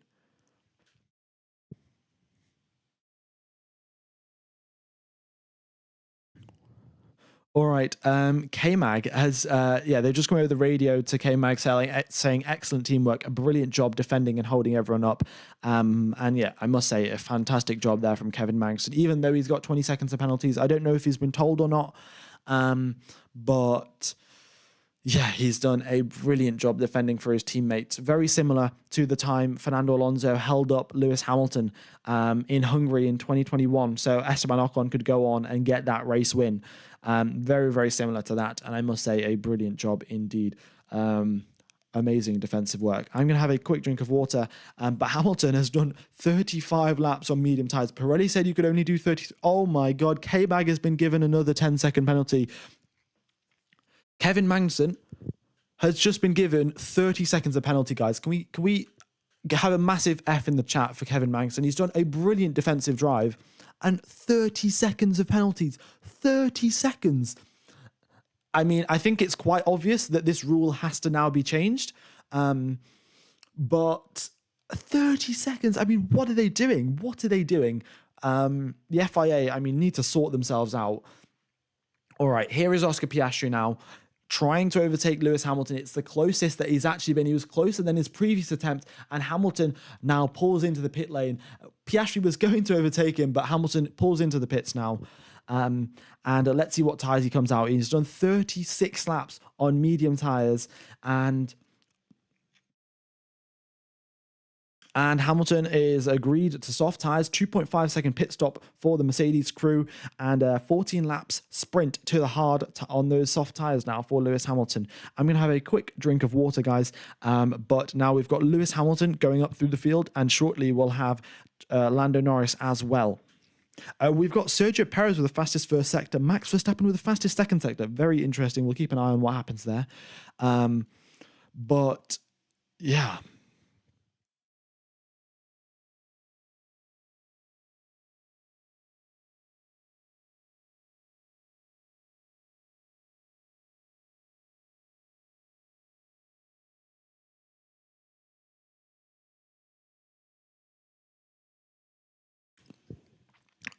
Okay, Alonso's just come over the radio. And he said he's just a little kiss with the wall at turn number 9. I mean, Alonso is doing some brilliant driving, I must say. Every single lap he's been on it, and he's been holding that gap to Russell, 1.2 seconds, even though Russell's car is faster in terms of race pace compared to the Aston Martin. Alonso doing a very good job just keeping Russell out of DRS, and in fact, even kissing the wall, getting so close. Ooh, why is the track just frozen there? I'll do a quick refresh of the data, guys. Just hang in there for 30 seconds till the data is back. 30 seconds and the data should be back. But I'm just going to update the like goal. We're already on 4,000 likes. 4,500. Why not? Let's just keep going. I very much do appreciate everyone that has tuned into the stream, by the way. And 20 seconds now till the data will be back. But I'll just keep going on what's happening in terms of the race. We've got Lando Norris, who's come into the pits as well. He's ahead of Lewis Hamilton as expected. He's also on a set of soft tyres. So both Lando Norris on a set of softs. Yeah, Lando Norris on a set of soft tyres. And yeah, there we go. So data's back, guys. Apologies for the mistakes. Apologies for the lack of data. But Lando Norris on a set of... also, yeah, this is a correction here. Lando Norris isn't on hards. Lando Norris is on a set of soft tyres. I don't know why it says hards, because I can clearly see that he's on a set of softs. But yeah, both Norris and Hamilton will be making their way up through the pack now, trying to gain as many positions as possible. It's 6 seconds to Oliver Behrman. And Hamilton with a purple middle sector here, trying to overtake Lando Norris as soon as possible. So this is the thing now. If Norris and Hamilton keep squabbling amongst themselves, they're going to stay in 8th and 9th position. If they work as a team, they're going to go up into 7th, maybe 6th, and maybe even 5th, depending on how quick those soft tyres are. So this is a decision that both of these guys have to make. Are they going to squabble with it amongst themselves, or are they going to work together as a team, even though they are, of course, on a different team? We'll have to wait and see. A fastest lap of the race there from Lewis Hamilton. The previous fastest lap of the race holder, Sergio Perez. In fact, he went just 15 milliseconds quicker than Max Verstappen on his fastest lap. So I think Red Bull basically came over the radio and like, try do your fastest lap of the race to both drivers. And then Perez did a fastest lap, which was marginally quicker than Verstappen. Verstappen looks like he's trying again. But I think that the fact that Hamilton's on a set of soft tyres is going to negate any sort of attempt from Max Verstappen. Okie dokes. And Fernando Alonso, 1.6 seconds is the gap between himself and George Russell. He's doing a brilliant job maintaining it. Right, I need to ban this just for the meme guy. I mean, I appreciate all the messages, but W Hamilton is spammed 100 times. It's not great. Also, Carlos Sainz, he is back in the Ferrari paddock. He is doing well by the looks of it. I'm not sure when his surgery is planned, or maybe he's already had it, but he's back in the paddock, and he will be recovering soon enough. Okie dokes. So now we've got 10 laps remaining, and we have got a whole lot of overtaking in store for us. A fastest first sector from Lando Norris, a fastest second sector from Lewis Hamilton. So here they go now, catching up to we've got Hamilton catching up to Norris. Oh, Hamilton's just come over the radio saying it's impressive high-speed performance from Lando Norris. So Hamilton saying that the McLaren's pretty quick in the high speeds, and we're going to have to wait and see if he's going to be able to make the overtake. But here comes Lewis Hamilton now. 4/10 is the gap with the DRS. He looks to the inside, and what is he going to do? Is he going to get past Lando Norris? I mean, if Norris is not going to catch up to Behrman, it's in Norris's best interest to just hold up Hamilton for 11 laps now, and I think he can do it as well. So, yeah, let me know who you think driver of the day is. I definitely think it's Oliver Behrman, his 18-year-old debuting for Ferrari with only 1 hour of practice and one qualifying session. And he's up in 7th position. A fantastic job there from Oliver Behrman, and I would definitely say he is my driver of the day. Let me know who your driver of the day is. Yeah, can Max get DRS over lapped cars? Yes, he can. The rule just works that you have to be 1 second behind the car in front of you. So if there's a lap car behind you in front of you, then you can get DRS off the lapped car as well. Okie dokes. Hamilton, the gap was 0.4 of a second. Now it's 1.2 seconds. A very big gap indeed. Yeah. Also, guys, if you do want to watch the remaining parts of the race, watch Norris and Hamilton make their way through the field. F1 TV Pro, 1 week free subscription. So yeah, you can watch the race and then cancel it at the end. Oh my God, Alonso's just come over the radio saying, give me a countdown of how many laps remaining. I'm in qualifying mode now. Alonso is just in the zone here. He kissed the wall of turn number 9. I mean, he's millimeters away from every single wall. He is so close. And yeah, a brilliant job, I must say, from Fernando Alonso. Lando Norris being a little bit, weaving a little bit on the straight here. Yeah, weaving a little bit on the straights, and we'll wait and see what he's going to do, because maybe we get a penalty, maybe not.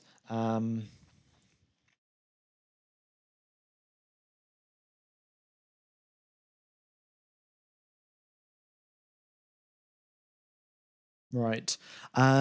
Here we go then.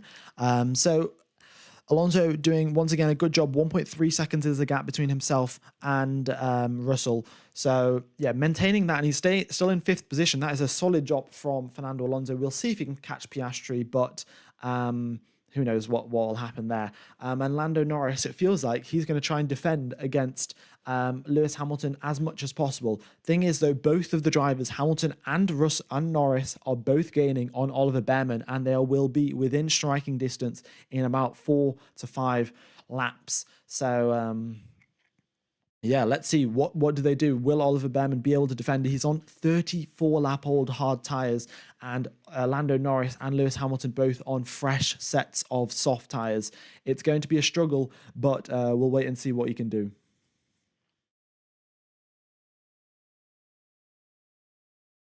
Okie dokes. Lando Norris has been given a black and white flag. If you guys haven't heard that before, it's basically a warning. Don't do what you just did again. So, yeah, that's what they've been told. And okay, also, I must say, Guan Yu Zhou has just come into the pits now. 41 laps he's done on those medium tyres. 41. Simply sensational from him. A brilliant job. And yeah. 41 laps on medium tyres when Pirelli said that you can only do 33 is fantastic.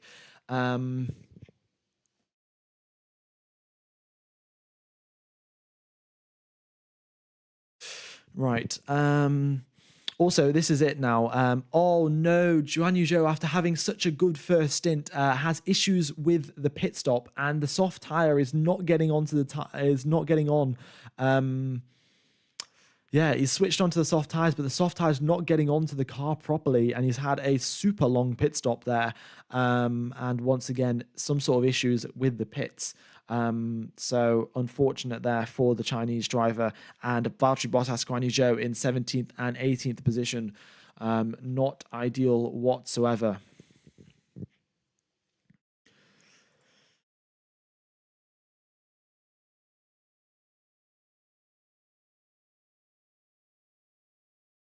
Okie dokes. If you guys are enjoying the coverage, be sure to hit the like button and subscribe. That would very much be appreciated. We're getting pretty close to our like goal, and we're actually getting pretty close to our subscriber goal as well. So yeah, very much do appreciate it, fellas. Yeah.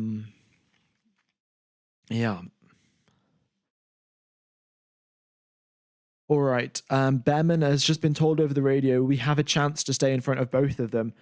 We might have a chance, and the gap was 4.5 seconds. It's now down to 3.5 seconds. They are gaining, but there are only 7 laps left in this race. So, as we get to the end of this race, the thing that to watch out for is, can Behrman hold on to that 7th position, and can Alonso hold on to that 5th? George Russell is pushing as much as he can. He has been for the majority of this race, but the same can be said for Fernando Alonso. So as they head now towards the final corner, has Alonso kept Russell out of DRS? Yes, he has. 1.2 seconds is the gap. George Russell, unfortunately, once again, no DRS for him. The temperature on the circuit is 29.9 degrees, air temperature 25.4 degrees, pretty standard for Saudi Arabia. The tire wear shouldn't be that big of a factor, but when you have 36 lap old hard tires and 12 lap old softs, there is bound to be a difference. Just got a quick replay here on Alex Albon trying to overtake Esteban Ocon into turn number 1, and he just does a very nice textbook overtake round the outside, and the DRS significantly helped him out there. Right, here we go then. We have got Lando Norris in 8th position, Lewis Hamilton in 9th, and we have got Nico Hülkenberg in 10th position after that brilliant defensive drive from K-Mag, who's unfortunately got 30 seconds of penalties, which is just crazy. 30 seconds of penalties. Yeah. So, who knows? Who knows what's going to happen? Okie dokes. Also, I would like to say, if Max Verstappen wins this race, which is quite likely to happen, or even if Sergio Perez wins this race, this is going to put Red Bull at the 4th highest constructor in terms of race win. That puts them ahead of Williams. Williams, with so much racing heritage, being able to perform so well back in the 70s and 80s. Red Bull are going to go 1 race win ahead of them and have go up 4th in the historic constructors standings. Okie dokes. Lewis Hamilton has got DRS on Lando Norris, so he's staying on the back of him. And Norris isn't gaining on Ollie Behrman. If we look at the previous lap here from Oliver Behrman, it is a 132.3. Lando Norris, a 131.9. So it's 0.4 of a second was the gap on the previous lap, but the thing now is Hamilton is squabbling with Norris, and Oliver Behrman, the Ferrari mechanics, I must say, doing a brilliant job. The Ferrari engineer, conveying to Behrman that he can do a brilliant job, make it through, and he can hold off Lando Norris and Hamilton. He's saying that both of these two drivers are squabbling, and they are going to be able to. And Behrman will be able to hold them off. So, yeah, I must say, Behrman, he got pole position in F2 qualifying, so he's no slouch. He's a very quick driver, and here he is in Formula One now, now defending against Lando Norris and Lewis Hamilton, 2 of the best British drivers around currently. So, here they go then. 3 seconds now. They gain half a second, on this previous lap. We've got 5 laps remaining. If that gap keeps going down, Ollie Behrman will just hold on to that 7th position. Here we go. Now on to lap number 46 of 50. Let's see what can happen. Will Lando Norris and Hamilton start squabbling amongst themselves? We will just have to wait and see. Hamilton currently with the fastest lap of the race, a 131.7 for him. Yeah. Right. We are 8 likes away from the like target, guys. So if you guys haven't hit the like button, be sure to do so. definitely will help out the channel. And once again, F1 TV Pro, it is you can get all of the telemetry, all of the data, all of the onboards, all of the historic F1 races, and of course the live coverage as well. If you guys are interested in that for the future F1 races, then go ahead and subscribe to it. Link is in the description. And it helps out the channel as well. I get a little percentage cut of that because F1 TV have kindly sponsored me. All right. Oh, we might even hit 5,000 likes. Oh, wow. It has been one hell of a stream. Okie doke. Okie dokes. So we have got Oliver Bearman now. 2.8 seconds. This has been a brilliant weekend for him, and I would probably say the best weekend of his life. He has been given a golden ticket into Formula One, just a little race to sub in for Carlos Sainz in a Ferrari. He's scoring points, and this is a make or break thing in the career, make or break part of your career, right? Make or break. And he has delivered under so much pressure. I would say that is a fantastic job. Okie dokes, yeah, okie dokes indeed. I mean, my phrase earlier used to be so yeah, but now it is okie dokes. So okie dokes, you know. Right. Here we go. 4 laps to go now. 2.6 seconds. It is getting smaller and smaller, the gap, and they're gaining by half a second. But if it keeps going like this, Bearman will get 7th position by half a second on the final lap here. I have a feeling that on the last lap of this race, Ollie Bearman is going to have to put a brilliant defensive drive. All right. Yeah, I'm going to have a quick drink of water. My throat is once again getting pretty dry, but we've got 4 laps remaining of this race. Lap number 47 of 50. Oliver Bearman getting chased down by Lando Norris.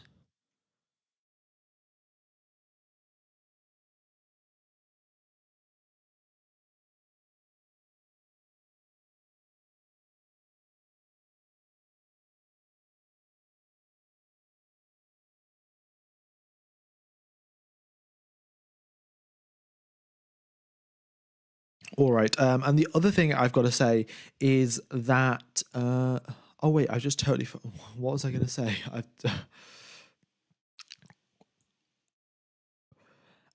Yeah, Ollie Bearman, he's been given 43% of the vote for driver of the day, nearly 50%. That's the highest I think I've ever seen. So yeah, that's nicely done. Obviously, everyone is rooting for him. Lando Norris isn't using DRS because he is not within 1 second. He's 2.3 seconds behind Oliver Bearman. So there we go then. In fact, Bearman's now got 46% of the vote.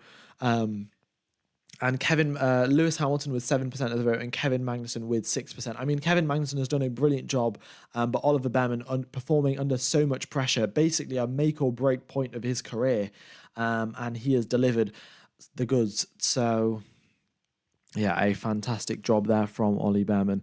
Alonso as well will need to get we'll need to start looking in his mirror, seeing if Russell is going to do a final lap attack on him. With 3 laps to go, Russell could have been charging his batteries and put it into a qualifying mode and try chase Alonso down. Alonso has been doing a fantastic job, I must say.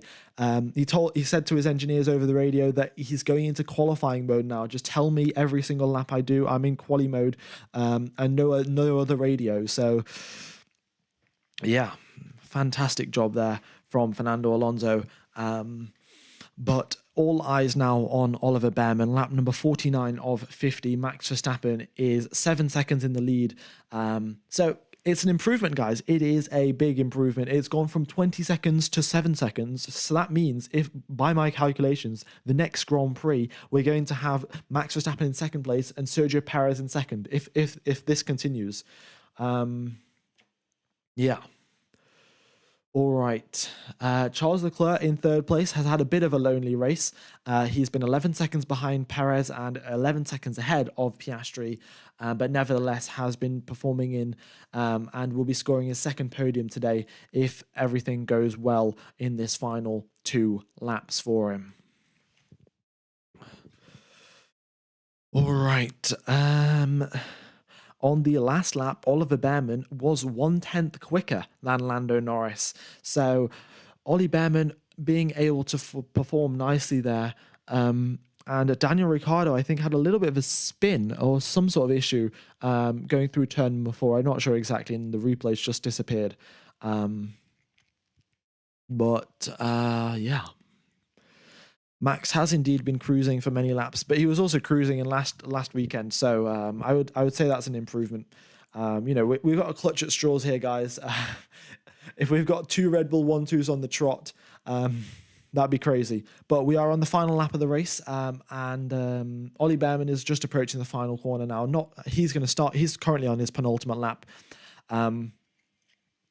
But yeah, Lando Norris giving it everything, and the same for Lewis Hamilton. He's trying to obviously get ahead of Lando Norris, and they might trip over each other. We are 108 likes away from 5,000 likes. If you guys could hit the like button, that would be fantastic. And if you aren't subscribed already, I will be commentating for the Australian Grand Prix. So if you are interested in that, or if you've enjoyed the coverage, I'll be commentating every other F1 race and qualifying. So be sure that you're tuned in.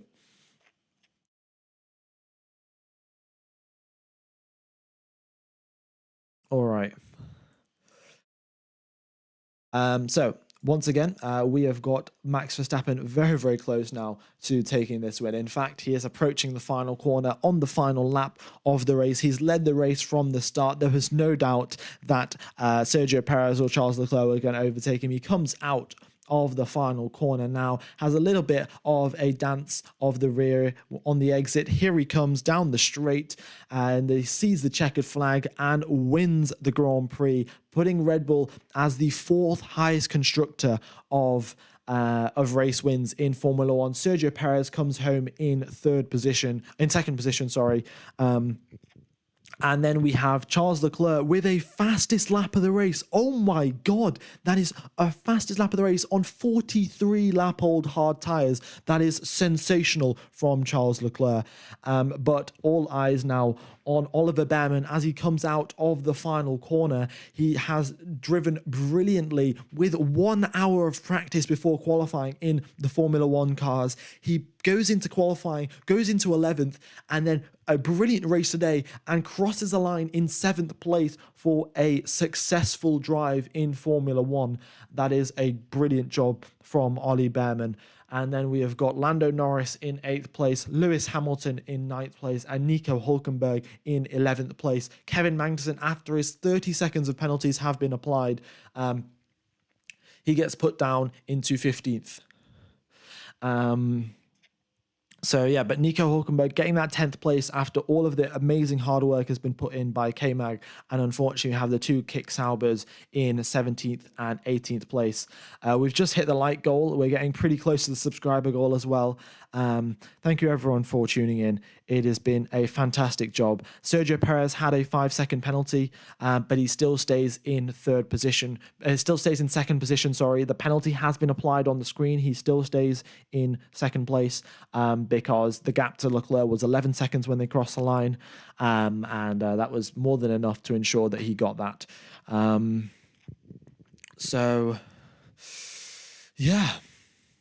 And the Red Bulls now are driving home in formation in Saudi Arabia tonight. It has been a sensational Grand Prix, guys.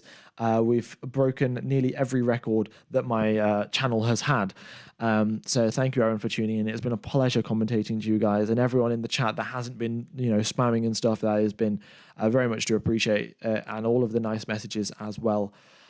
Driver of the day is definitely Ollie Behrman. He had nearly 50% of the vote by the end of the race. So a solid job there from Ollie. What a Grand Prix it has been. And Charles Leclerc gets an extra point for the fastest lap of the race. And he does that on 43 lap-old hard tyres. I must say, a fantastic job. I will be commentating for the next race in Australia. I'll be doing the qualifying and the race, and it's once again, as usual, on a Saturday and then on a Sunday. Nothing, no weird Friday, Saturday qualies and Thursday practices or anything like that. Thank you, Fluffy, Puffy, and everyone else saying thanks in the chat. Very much do appreciate it. So we've hit the like goal. I'm not going to increase it anymore because we have reached the end of the stream. And yeah, it's been a pleasure commentating to you guys. Phenomenal casting here, man. Here's to get into the sub goal. Thank you very much. And we have a €2 donation from Morata Fi Hell. Thank you very much for the donation. And yeah, very grateful for you tuning in. Yeah, I mean, if you guys, obviously, if you don't have to donate, don't feel any sort of pressure to donate. It does help out the channel a lot. And in fact, it's helped me get all of this mic set up. Like, obviously, I've actually seen quite a few messages about how good the mic is and the laptop as well that I have. But if you guys do want F1 TV Pro, link is in the description, 1 week free. Yeah, that also helps out the channel. I get a cut of that. So, yeah, you'll get something in return and I'll get something as well. So a win-win if you are interested. K-Man got a 30-second penalty for anyone that was interested. I think that's probably the biggest penalty that I've ever seen in Formula One, because I've only been watching F1 since 2018, and that's one of the biggest penalties. So, yeah. I will be seeing you. Hope to see all you guys next time. A good Grand Prix, I would say. Good Grand Prix.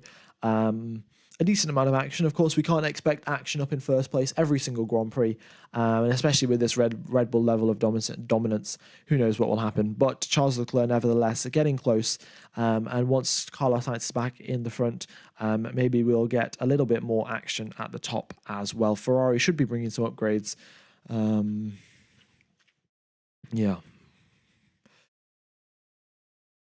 K-Mag got a 30-second penalty. Well, he got 3 10-second penalties. He might have served one in the pit lane, but in the pit stop, but I'm not sure.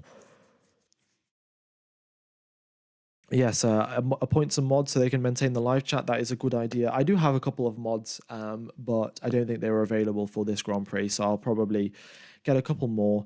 But yeah, if you guys stick around and let me know that you want to be mods, if I recognize your name, which I probably will because I read most of the chat messages, and you've been around for the stream for a while, then I'll go ahead and make you guys mods. Yeah, Alonso carrying hard. Alonso, indeed. I mean, 5th place for him. Lance Stroll getting a DNF after tapping the wall. Yeah. All right. So that has been today's Grand Prix. Cheers for everyone tuning in. And I think that's it from me. Appreciate all of the 5.3k likes. That is fantastic. Can you mark the sectors on the minimap? Unfortunately, I can't. Yeah, apologies for that. What's the difference between stopped and retired? Stop is a crash. Retired means they drove back into the pits before they got their. Before they drove back into the they drove back into the pits before they stopped being in the race. So. Okay, so that has been today's Grand Prix. It has been a pleasure commentating to you guys. Have a wonderful morning, afternoon, or night, depending on where you are in the world. Have a wonderful Sunday as well tomorrow, and I will see you in 2 weeks' time for the Australian Grand Prix qualifying. It will, when I end this stream, it'll take you over to the Australian Grand Prix stream. So go ahead and press the reminder button on that and press the like button as well. It really does help out the channel. And in fact, MCG719, I'm going to make you a moderator because you've been around for about quite a very long time. So there you go. There, you're a moderator now. And what else was I going to say? That's it, really. Yeah. Go ahead and hit the like button, the reminder button for the next Grand Prix, and I will see you in 2 weeks' time. And have a wonderful weekend. No worries, MCG719. I mean, you've been a long time fan, so fair enough. And there you go. I will see you guys in 2 weeks. It's been a pleasure commentating to you guys, and bye bye. Cheers, fellas.